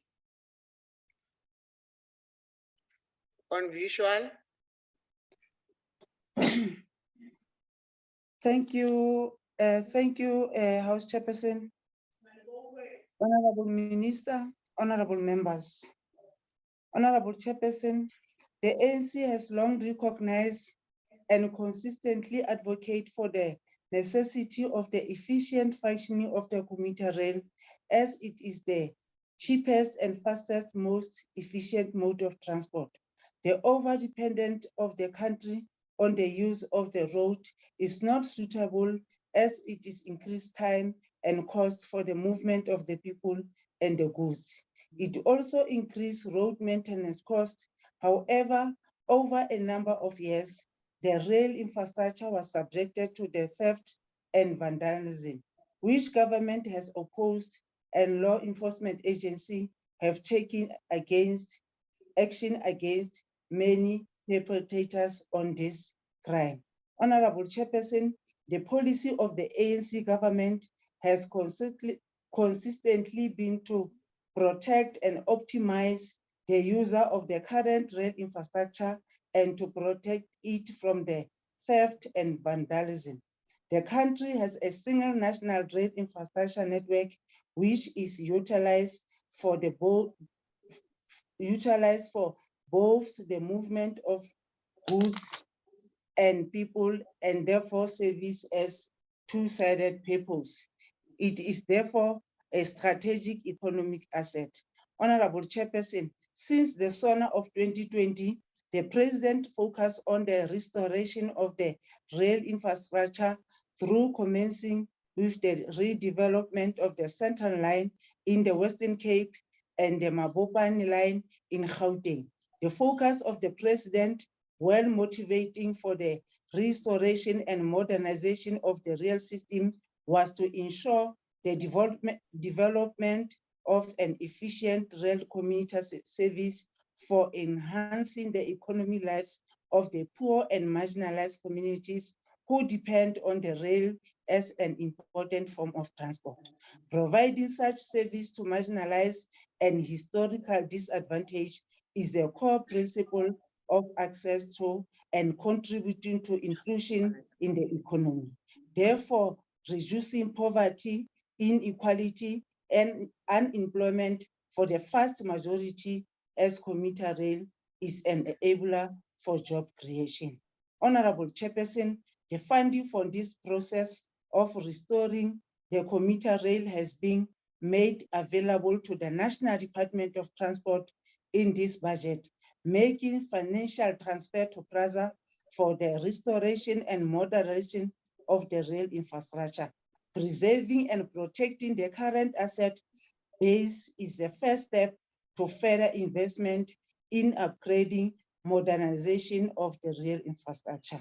Honorable Chairperson, it is therefore critical that while the restoration of the rail infrastructure is occurring, that the rail infrastructure asset base is protected and maintained at the same time. Government can ill afford making the same investment twice in a capital scale environment. Antisocial and criminal behavior through theft and vandalism damaged the rail infrastructure and negatively affected the functioning of the rail as a mode of transport. Therefore, this should be actively combated by PRAZA, and the law enforcement agency and perpetrators should face the full might of the law. Undocumented foreign nationals who are involved in crime should also face the full might of the law, and the legislation should be reviewed in relation to their deportation. No government in the world will ever tolerate the theft and vandalism of public infrastructure, which is developed for the benefit of citizens and the country. Honorable House Chair, the impact of the poorest and most vulnerable who are dependent on the funding the cheapest form of transport, are negatively affected without an efficient commuter rail transport system. Rail has traditionally been the cheapest form of accommodation for the working class and the poor. The lack of the rail transport means that working class and poor families have to utilize more expensive road transport. This means that working people spend much time on the road, and this form of transport increase the cost of living as reduced disposable income for working class and poor families in the context of rising living cost. Honorable House Chairperson, an efficient rail commuter service in the country through restoration and modernization of the rail infrastructure provide marginalized community with the ability to access educational institutions, enable young people to gain employment. Therefore, there is economic importance to ensure that there is efficient and affordable commuter rail service as part of restoration and modernization of the rail infrastructure. Part of the transformation of people's lives is to ensure that there is a practical meaning to create a better life for all. Honorable House Chairperson, South Africa is a geographical vast and beautiful country, and the country has traditionally had an efficient long-distance train service. It is pleasing to record that some of these services are going to resume shortly through Transnet Rail. However, the restoration and modernization of the rail infrastructure should also ensure that this long-distance commuter rail service resume even through high-speed rail development. This also has economic importance as this will enhance internal long-distance travel, which is cheaper than air travel and quicker than road travel. The long-distance community rail service must be utilized to enhance the tourism industry in the country. This is critical for the economy and growth development.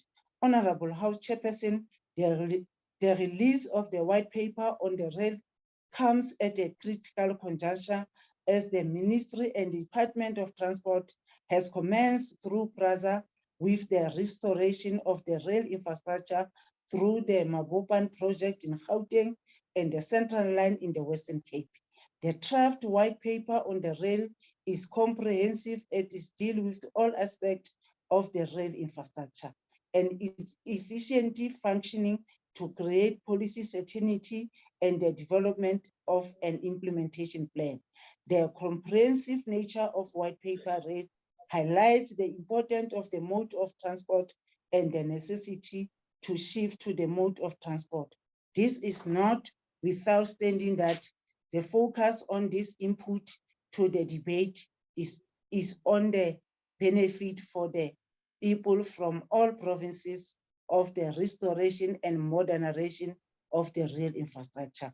Honorable House Chair, the white paper correctly recognized the problem with passenger rail service, which is operated by PRAZA.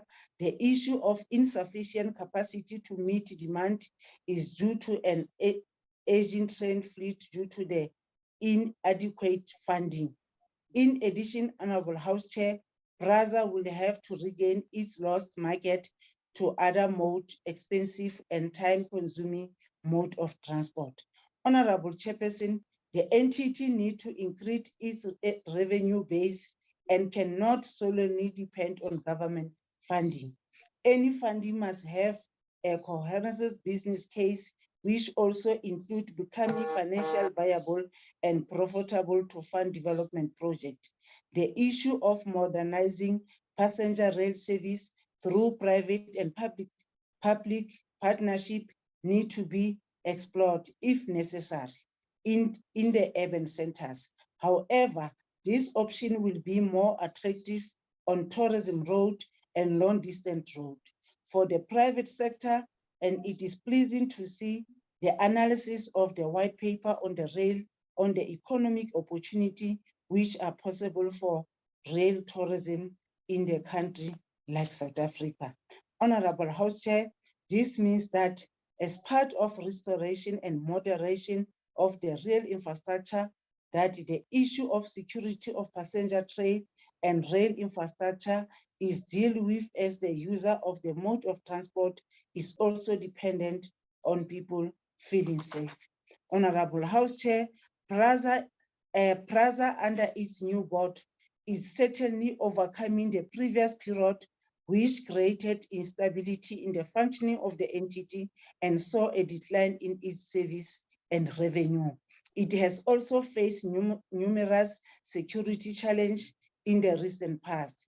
PRAZA has developed a turnaround strategy which is being still implemented and has made plan to improve security of the rail infrastructure. Honorable House Chairperson, PRAZA at its construction site still face criminality as recently at the Nestor station with PRAZA is refurbishing. Workers has to leave the site due to the threat from criminal and thugs. This required to be dealt with by the law enforcement agency and is against to attempting to implement a good plan for the restoration of the rail infrastructure. Provisional structure of PRAZA must become more responsive to the needs of its customer and ensure that it has a plan to improve commuter rail efficiency. Honorable House Chair, restoring and modernizing passenger rail and its infrastructure, both in the metro and long distance passenger rail service, is critical to ensuring development and transformation through improving the quality of life for the people. This also has added benefit of ensuring the success of movement free and good from road to rail. Honorable House Chair, while it is important to ensure policy certainty through the draft white paper on the rail, to ensure the restoration and moderation of the rail infrastructure, it is equally important to ensure that government develop and implement plan to implement the policy in its main phase through the PRAZA and Transnet rail. Lastly, Honorable Chairperson, let me apologize to you, House Chair, to be not in the house today. It's because of two of my family have passed away. I had to fly back home to attend the funeral. Thank you very much. Thanks very much, honorable member. Honorable members, I would like to make the announcement that there is tea outside. I'm looking at you that if I can say, let us break, we are going to take more time. Can we continue? But I'm allowing you to go outside and grab some tea then and come back, but not with your tea in the chamber. Okay, thanks very much, honorable members. The next speaker is Honorable SF Detroit FF+. Thank you. Dankie, agbare voorsitter. Did the proverbial gravy train run out of gravy or only out of track? Is the South African rail system synonym to the demise of the ANC? Too much plundered, too little invested, too much greed and too little foresight. The South African rail service, be it Transnet or PRAZA, just can't be revolutionized.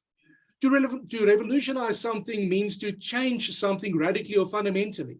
There needs to be something to change. At the moment, Chair, there's very little left. It is sad to say that the rail infrastructure in South Africa has been neglected and plundered to such an extent that most of it needs to be replaced and reinstalled and not just upgraded. Recently, Mr. Simon Norton, the manager of International Zinc Association, said that, open quote, metro rail trains seldom run on the 5 Cape Peninsula rail links, which, it may be noted, ran uninterruptedly through 2 world wars and successfully from 1868 until 1994, close quote. Dit het die ANC 28 jaar geneem om 'n spoorstelsel wat oor die 126 jaar opgebou is, tot so mate te vernietig dat Egipte volgens Index Mundi tans 'n beter spoorstelsel as Suid-Afrika het. Voorsitter, Hoe kan 'n regering toelaat dat die lewensaard van 'n land, 'n ekonomie, ten gronde gaan en letterlik meter vir meter opgekap en weggedra word? Miljarde rande word spandeer en dit sonder resultate. In 2021, the financial released by Transnet indicated that they targeted to replace about 250 kilometers of rail, but only managed to replace 46.6 kilometers.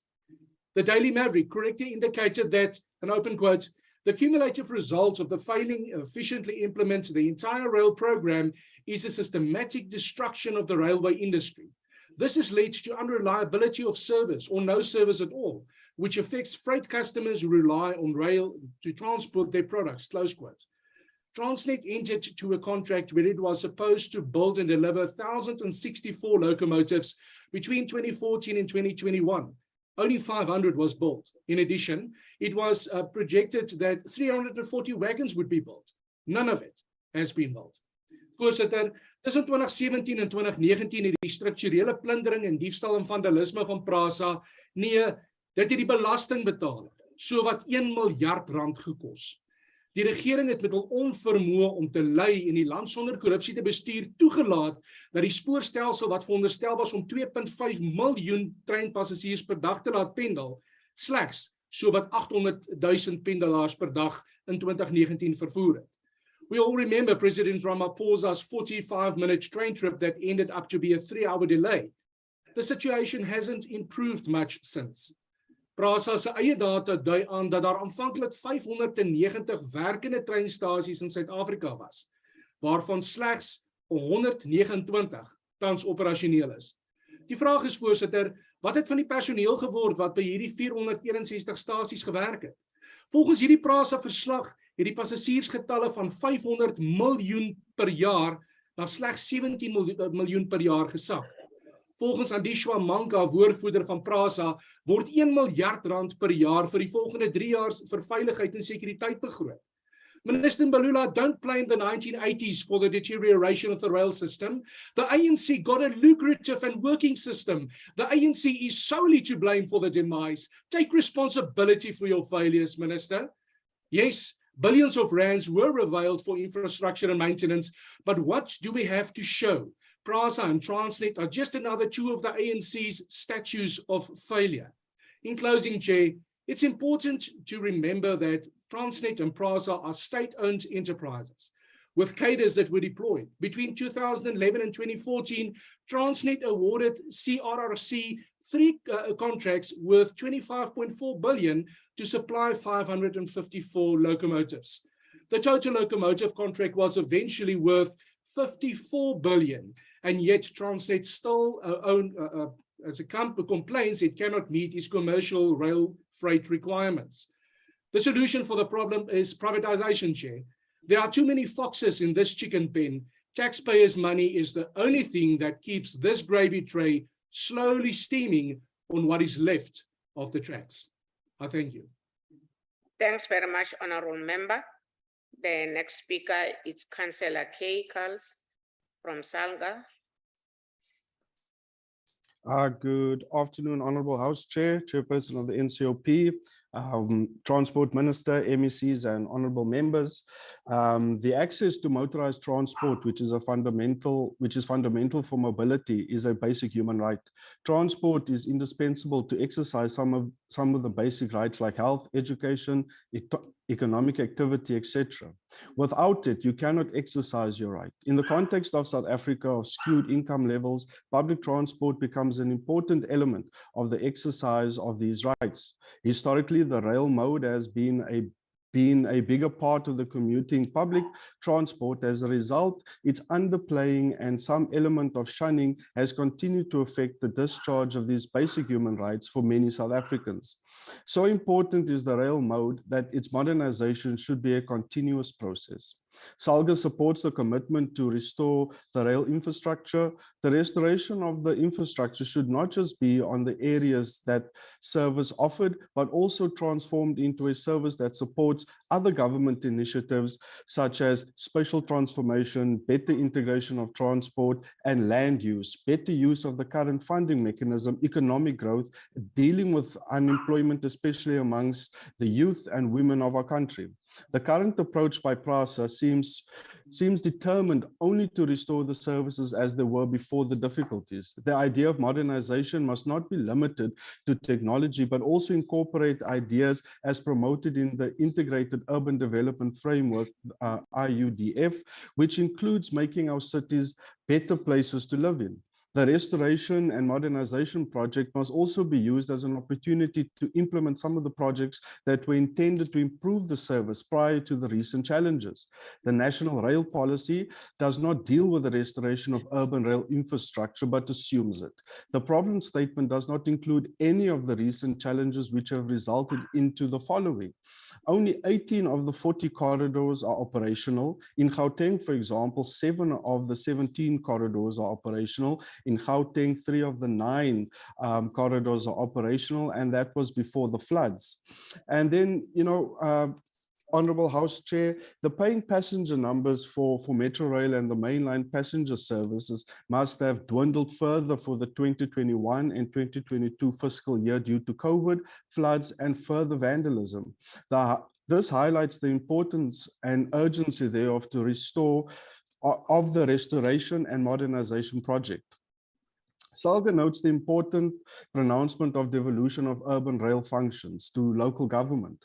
This is welcome and should be done in a manner that allows an improvement of the general urban transport system through integrated planning and implementation by metros of all key transport modes, which include rail. SALGA is participating in the process of developing a framework for devolution of these functions. This framework must consider the status quo on restoration and modernization. Ideally, Chairperson, the devolution should occur after PRASA has managed to restore the services to the levels before these current challenges. Otherwise, local governments will inherit difficulties which will not be easy to resolve. SALGA notes current challenges such as Transnet debt, which must be resolved by PRASA, the Department of Transport, and more importantly, National Treasury before the devolution can occur.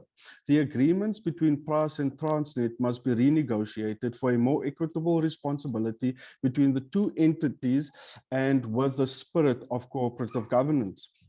The draft public transport subsidy policy must also consider the funding and the delay that has necessitated the restoration and modernization project of PRASA. A significant component of both capital and operational subsidy is used to restore services instead of modernizing the service. The combination with low-paying passenger numbers has put an acute pressure on the size of the subsidy available to rail. The decline on revenue for PRASA has been at a higher rate than the government increases operational subsidy. Ticket prices were last increased in 2015, which further exacerbates the challenge. The poor performance for rail has also created unnecessary complications as commuters have migrated to the minibus taxi industry, thus increasing its overall modal share. This has increased the voices of an operational subsidy for the minibus taxis. This is based on failure of the rail mode than any standalone argument. The sooner rail services gets back to their levels, the better and clearer the argument for public transport, public subsidy will be.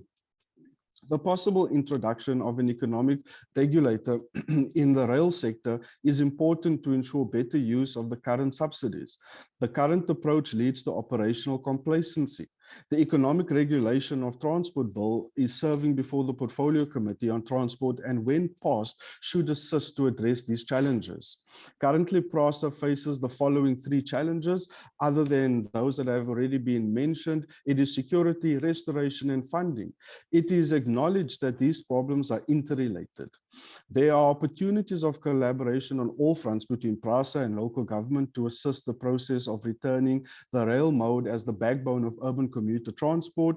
Metropolitan municipalities that have police force can be engaged on how they can assist in securing the rail reserve, especially on areas where PRASA just has completed restoration and is continuing with restoration. SALGA can engage with the Department of Transport to present a consolidated view on the prevention of unlawful entry bill. This can be combined with dealing with difficulties on the prevention of of Illegal Eviction Act, the proposed rail safety bill can be utilized to broaden the definition of safety to include security of assets, including access to rail reserves. SALGA supports the restoration project such that the devolution occurs under better conditions. SALGA supports an optimum use of existing funding as a basis for increased funding for rail. And in conclusion, Honorable House Chairperson, the importance of rail mode as an integral part of improving the quality of lives for many urban South Africans cannot be overemphasized. Under no circumstances should as a country find us again having to deal with restoring infrastructure for rail. Modernization should be a continuous process as the state strives to make lives better. I thank you.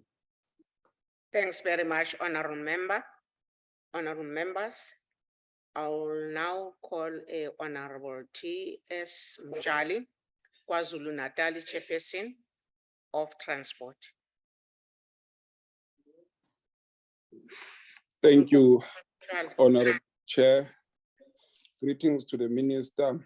Greetings to all the honorable members who are part of this sitting.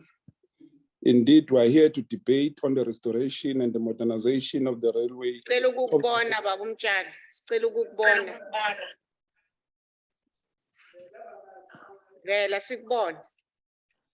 Mina ngivulile ividiyo sihlalo.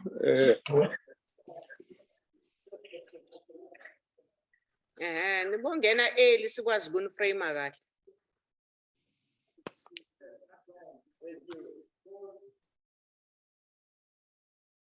Is it still not sorted, Chair? Yes, sir. You can speak. Thank you. Thank you, Chair. The railway transportation holds a significant and esteemed role in the prosperity of KZN's economy. Presently, corridor modernization is in progress, though the focus at this point it is on the service recovery and the restoration of infrastructure. However, Honorable Chair, over the years and most recently, rail transport has... Honorable Mjali. Yes, Chair. Ngicela ukuthi uma uzoba ispeaker ungene early sikuframe kahle. Asikuboni.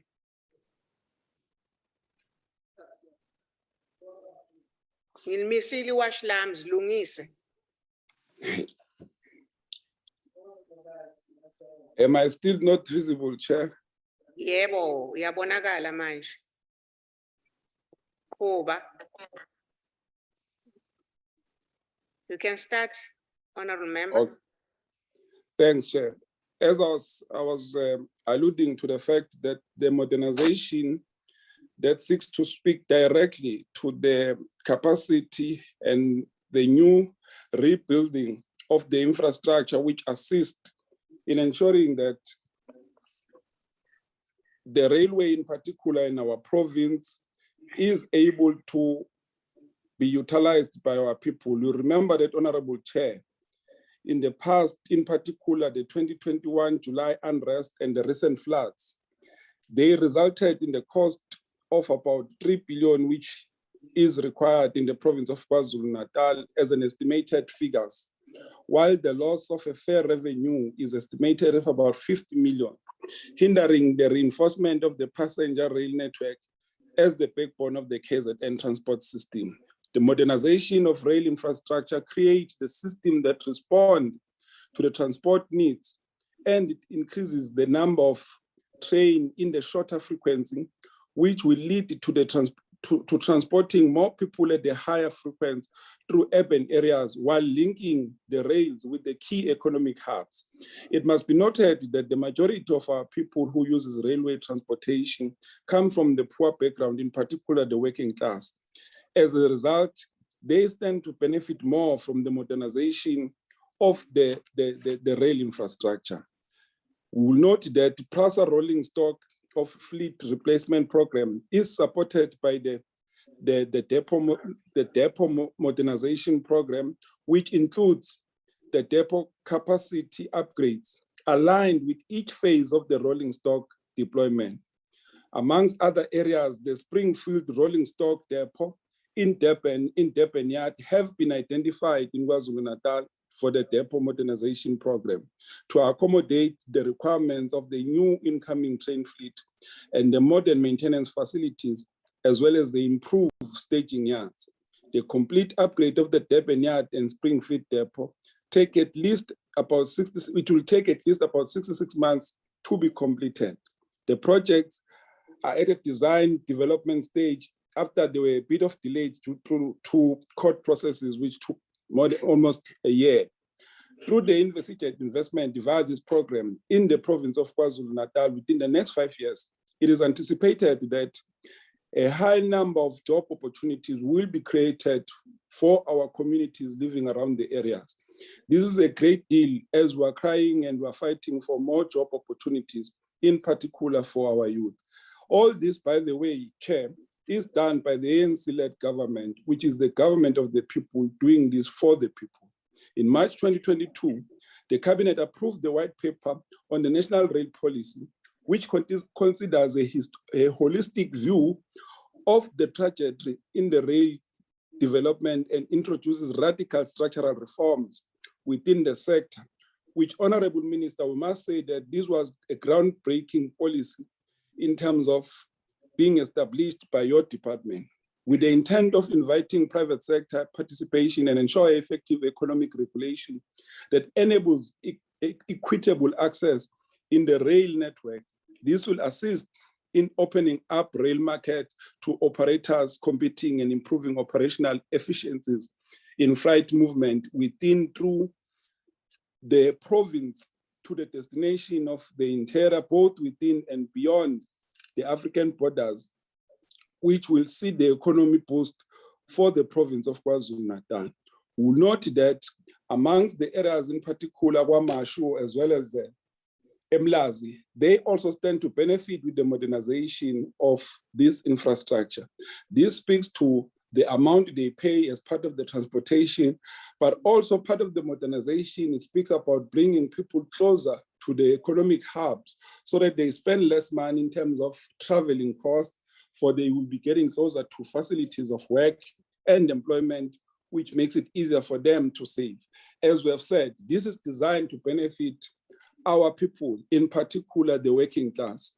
The main framework for this program, it does indicate that it has to link our people directly to the working places. That is why, amongst other things that speak to the modernization, is the high-level houses that must be built closer to the ports, closer to the depots, which then allows our people to be able to travel closer.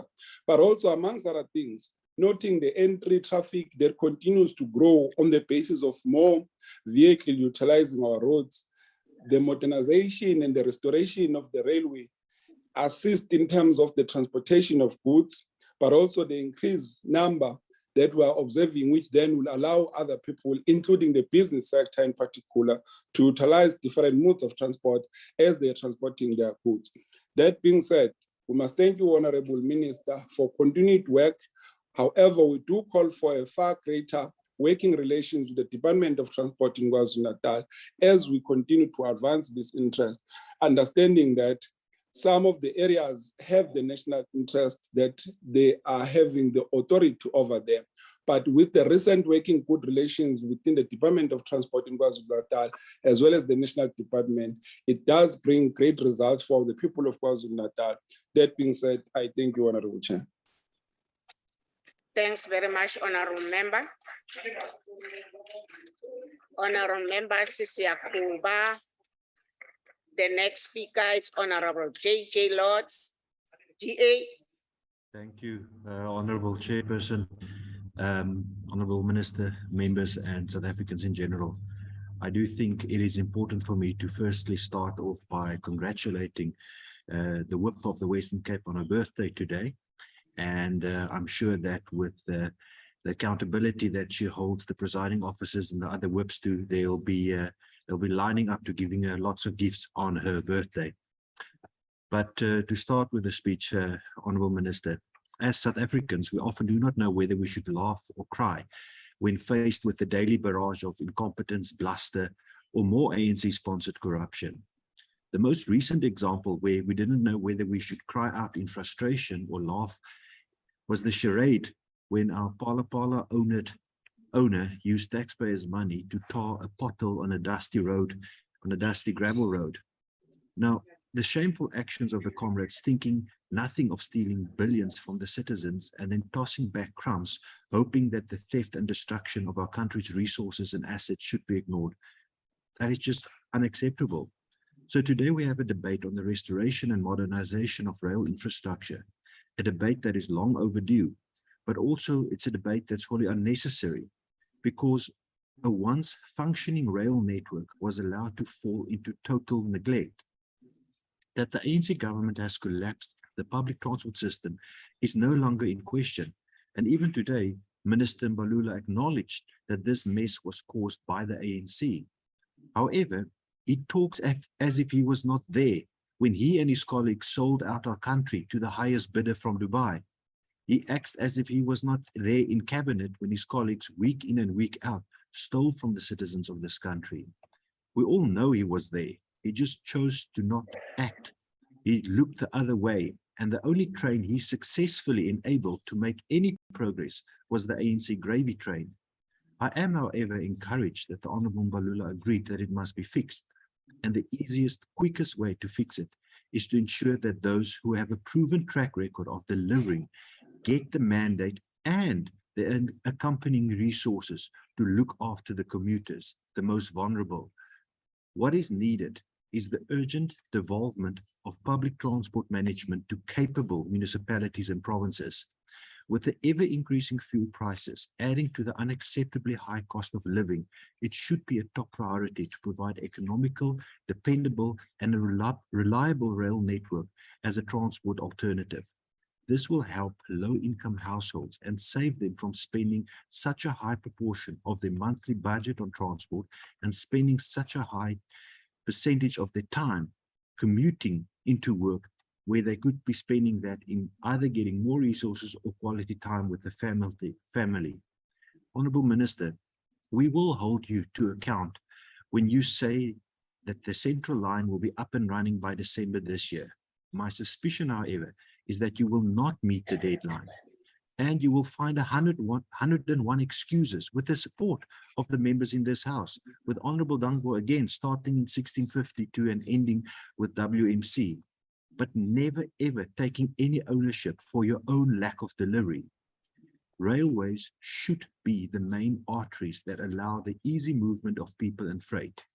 In fixing our economy, this should be one of the top priorities, and it cannot be business as usual. Trusting a corrupt cabal led by the ANC to roll out such a critical project, it will only lead to tears. Unfortunately, past actions usually predict future behavior, and there is little hope that the Ankola-led cabal will turn things around. It is time that we vote out the liberation movement and make sure that we truly liberate the country to reach its full potential by making sure our economy grows and making sure citizens is not dependent on handouts from the government, but based on their own skills and their own capabilities, look after themselves and their families. I thank you. Thanks very much, Honourable Member. The next speaker is Honourable Dango, ANC. Thank you very much, Chairperson. Chairperson, the transport sector as a whole, in all modes of transport, plays a critical economic role and a critical input into the economy for ensuring the movement of goods, freight, and people. It connects production in different parts of the country with markets. It also ensures the efficient movement of people to engage in economic and other social activities. Therefore, the sound investment in transportation should lower the cost of moving people and goods and make the economy of the country efficient and attractive to both private and public sector investment. An efficient transport system creates a more efficient division of production, leverages geographical comparative advantage, and provide the means to expand the economies of scale and scope in a country with a vast geography and a concentration of production in mining, manufacturing, and agriculture in the provinces, which constitute the vast inland market. It is critical, therefore, that an efficient rail infrastructure to transport goods into different parts of the country and to the coast for export. The transport sector currently makes an important contribution of 6.5% to the GDP and employs directly and indirectly nearly 500,000 people. In 2020, the South African transport, storage, and communication sector contributed with an added value of approximately 231.9 billion rand. This is no small economic contribution. It is therefore critical that there is a focus on the economic role of the restoration and the modernization of the rail infrastructure must play a critical role in the implementation of the reconstruction of and the recovery plan. Turning to restoration and modernization of the rail infrastructure, the most efficient mode of transport is rail, as it is important at this juncture that we focus on the restoration and, importantly, the modernization of the rail infrastructure. In the recent past, the focus of this government has been and was on the theft and vandalism of rail infrastructure, and that, as I said previously, was an act of treason, ensuring that it be stopped, and progress in that regard has been significant, and much more needs to be done to improve security. In the recent past, there's been much focus on the release of the white paper on how rail now enables government to focus on the economic task of restoration and modernization of the rail infrastructure, as well as rail services as an important mode of transport. There are a number of challenges which currently face the transport of goods and freight in the country. The bulk of goods is currently transported through heavy-duty trucks, through roads, on the roads, which have a challenge themselves, and is utilized for economic activity. This has a detrimental effect on the road infrastructure, as it requires it to be resurfaced more often than is normally required.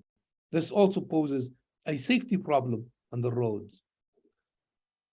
We need to look at how we move from goods from road to rail. In this light, the government has adopted the policy of moving goods and freight from road transport to rail. However, there are a number of issues which require resolution prior to this policy becoming effective and implementable. Transnet freight rail requires ensuring that the train sets required to ensure the efficient service for goods and freight for people. It is imperative that there's a restoration and modernization of the rail infrastructure. Transnet freight requires redeveloping the current regulatory system in terms of rail tariffs, ensures that the road transport is more profitable, and therefore encourages the usage of road transport for the Northern Cape by truck to ports in Richards Bay and in Durban for export. This does not give the industry economies of scale, and the logistics for the movement of minerals, and occurs, therefore, is a negative. Transnet rail should not price itself outside of the freight and goods formula, that Transfreight can obtain its shortfall in revenue through the regulated margins rather than increasing revenue in the market through the optimization and of Transnet rate rail. I've got a bit of a croak in my throat, so please excuse me. South Africa is dependent economically on mining and agriculture. It is imperative that there is inefficient rail transport to ensure that minerals and agricultural projects reach the coastal ports for export. During a minerals boom, it is important that there is efficient rail capacity for the transport of minerals from inland to the coast, as it ensures optimal economic activity and increased revenue in the focus. The same applies to PRASA, as a rail has traditionally had the most efficient and cheapest form of transport for especially the working class and poor in all provinces. The network is important for ensuring that people are employed and are able to seek employment. Therefore, the restoration and the modernization of the rail infrastructure needs to ensure an improvement and become efficient. The draft white paper is in fact very, very important. The draft white paper seeks to determine and create a policy certainty for the restoration and modernization of the rail infrastructure. The finalization of the draft white paper on rail and its implementation is critical to ensure the successful implementation of the economic reconstruction and recovery plan, as it provides critical logistical links to various centers and enables local and industrial development beneficiation. The economic model proposed by the draft white paper on rail is to ensure the restoration and the modernization of rail infrastructure, as well as to ensure that Transnet, Rail, and PRASA are able to engage in the development of rail transport, provide a more efficient service. However, the white paper suggests that the economic optimization of the rail infrastructure can also occur through public and private partnerships. This is also critical for the implementation, as it is geared towards ensuring the modernization of the rail infrastructure and including development of private-public sector partnerships, not privatization in the rail infrastructure, but rather expanding the usage of the rail network for the national income gain through efficiently sweating the assets. This has the added advantage of moving freight, goods, and even people off the roads to rail. The white paper is timeless to ensure the restoration and the modernization of rail occurs as part of the rollout of the economic reconstruction and recovery plan. We need to look at the brighter future. The vision of a draft white paper on rail is important, as it gets the country out of a backward-looking narrative which is dominated by issues of corruption and destruction of infrastructure without looking at the inclusive economic development and economic growth.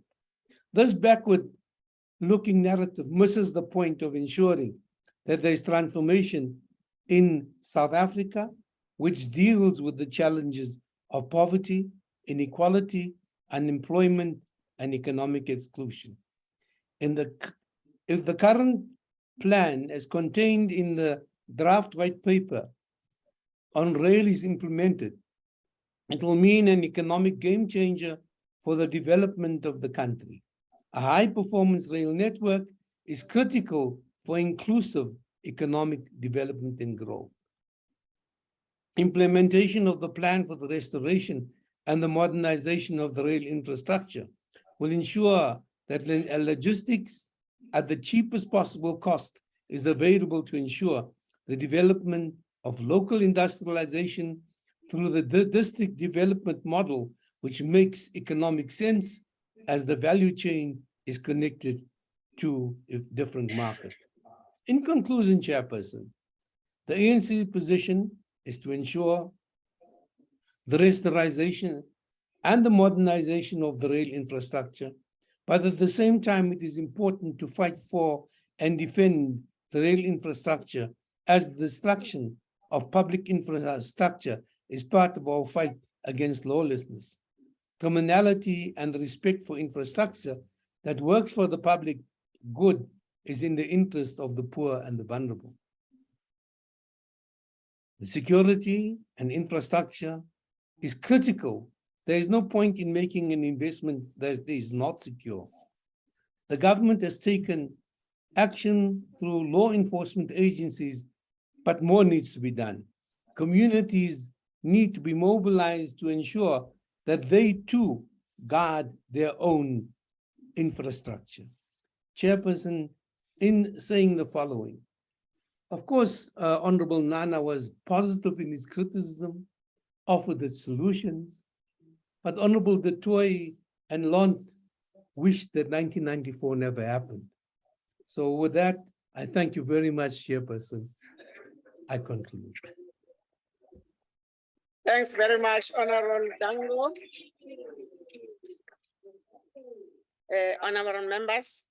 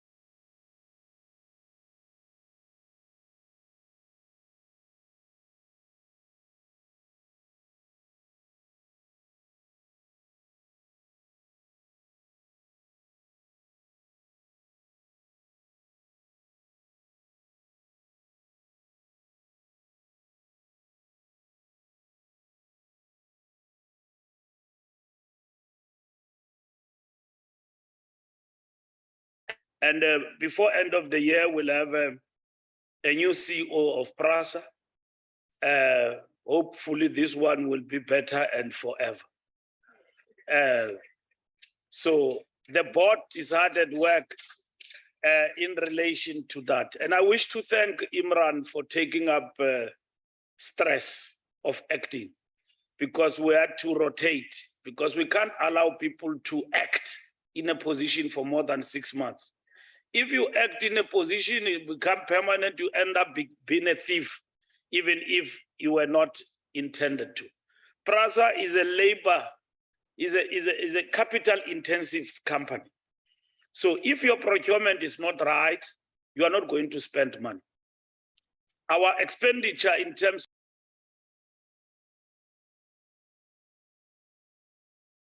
going right in that space. However, we've got about 14 billion plus money that has not been spent. And as we recover these 10 corridors that the president announced in the State of the Nation, we are already recovering others. So Honorable Praetor said, Nazareth Station is indeed a new station that was built in the run-up to the World Cup. The extension of services to Nazareth is an integral part of PRASA's work that we are undertaking now. So we agree with you. It is true that the country experienced unprecedented levels of theft and vandalism. That is correct. There was a decision taken by the previous board, the board that I replaced with an administrator. As you conclude. I was told I've got 9 minutes. Hey. Oh, then. Fine. No.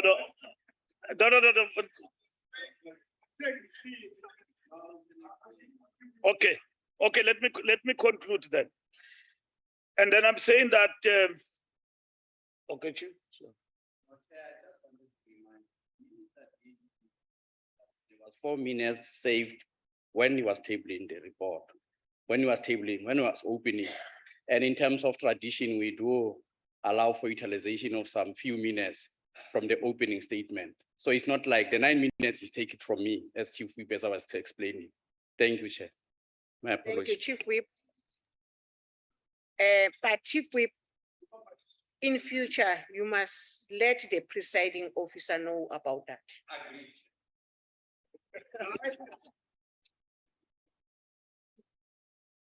But, okay.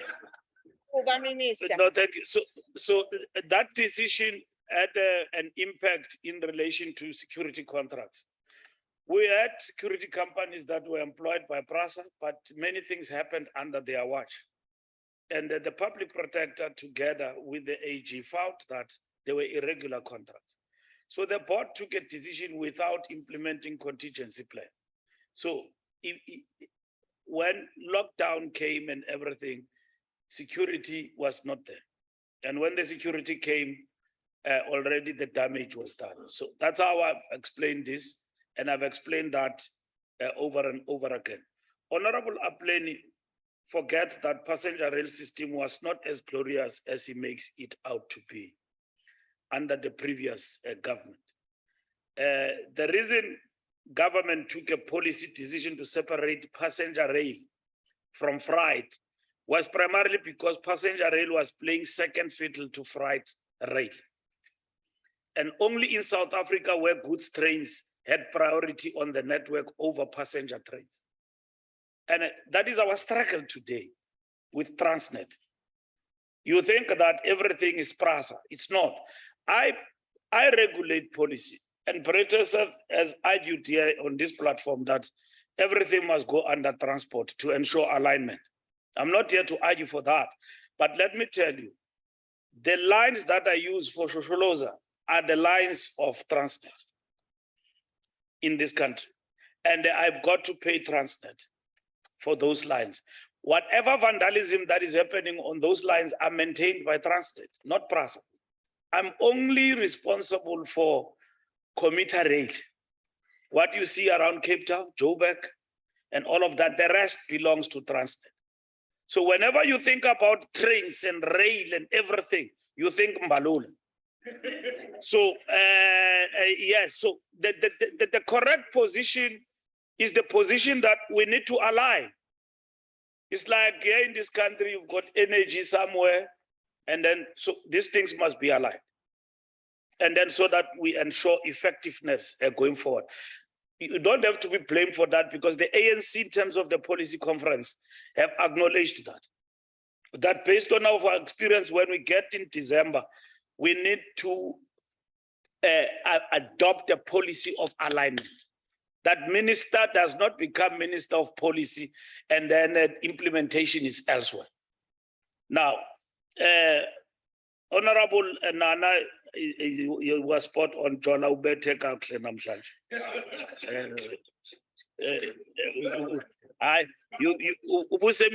Metro Rail was meant to bring people to the cities as laborers. That's what you said. and who had to return to dormitory townships. Shosholoza Mail was meant to transport mine workers from rural areas to the mines, creating a generation of migrant workers that destroyed family units. And I just want to respond to you by saying that the ANC policy has enabled significant inroads towards the transformation of our rail system to one that serves our people. Atebe, Honorable Atebe, we have made significant investments in our infrastructure. Honorable Michelle, I agree that Cape Town public transport users rely heavily on commuter rail. The devolution strategy articulated in the rail policy will be aligned with the integrated urban development framework. Honorable, to do it, we are the first to admit the depth of the challenges confronting a passenger rail. But we are not sleeping on the job, we can tell you that.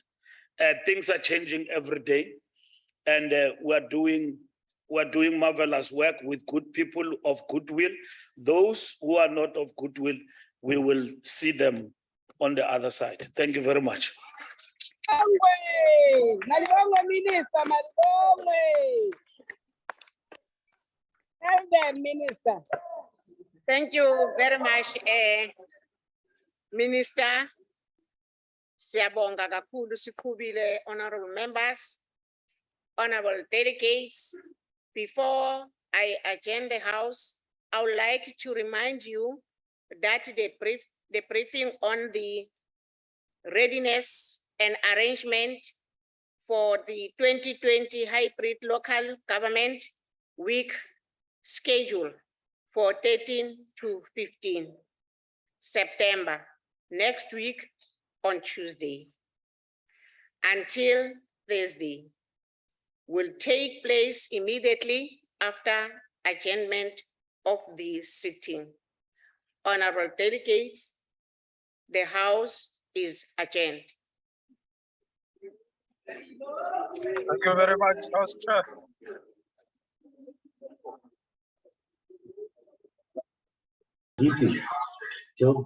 Thank you. Mama, thank you, Mama.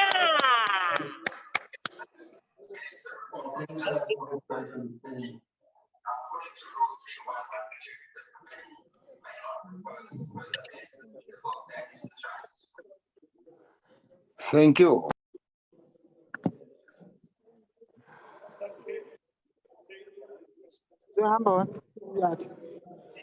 Was the briefing? Was it briefing? Yeah. It's a briefing for Yes, it's now. The yes, briefing is now. The briefing is now. The briefing is now, honorable members. I'm going to be very quick. Yeah, no. Yeah, I'm not going to take a lot of your time. I'm going to be very, very quick. Yeah.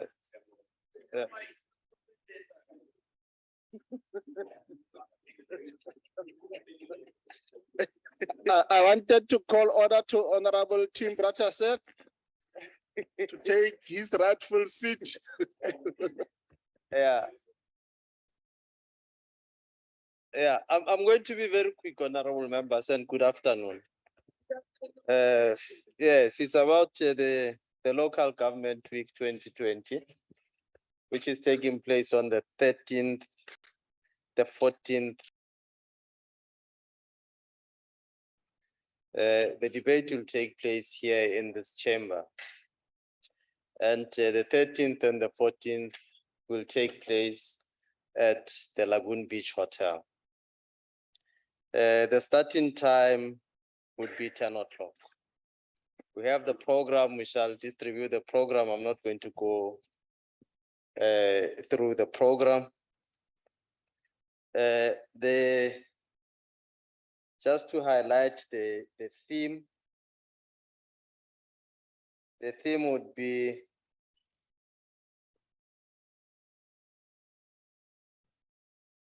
advancing our collective effort to enhance oversight and accountability in the local sphere of government. That would be the theme. The intention is to look at how the three spheres of government can cooperate in ensuring that there's oversight and accountability in the local sphere of government. We have had workshops previously. We had a workshop on cooperative governments and intergovernmental relations. We had a workshop on fiscal oversight and accountability. We had the provincial week, and I can't remember another one. So all those have built up to the theme of the local government week 2020. And so far as transport is concerned, we are finalizing arrangements. The intention is to have members transported directly from the villages to the Lagoon Beach and back to Lagoon Beach. Alternatively, if we do not succeed in that, we will have members transported from here to Lagoon Beach. But our first preference is that members should be transported from their villages directly to Lagoon Beach and back to the villages.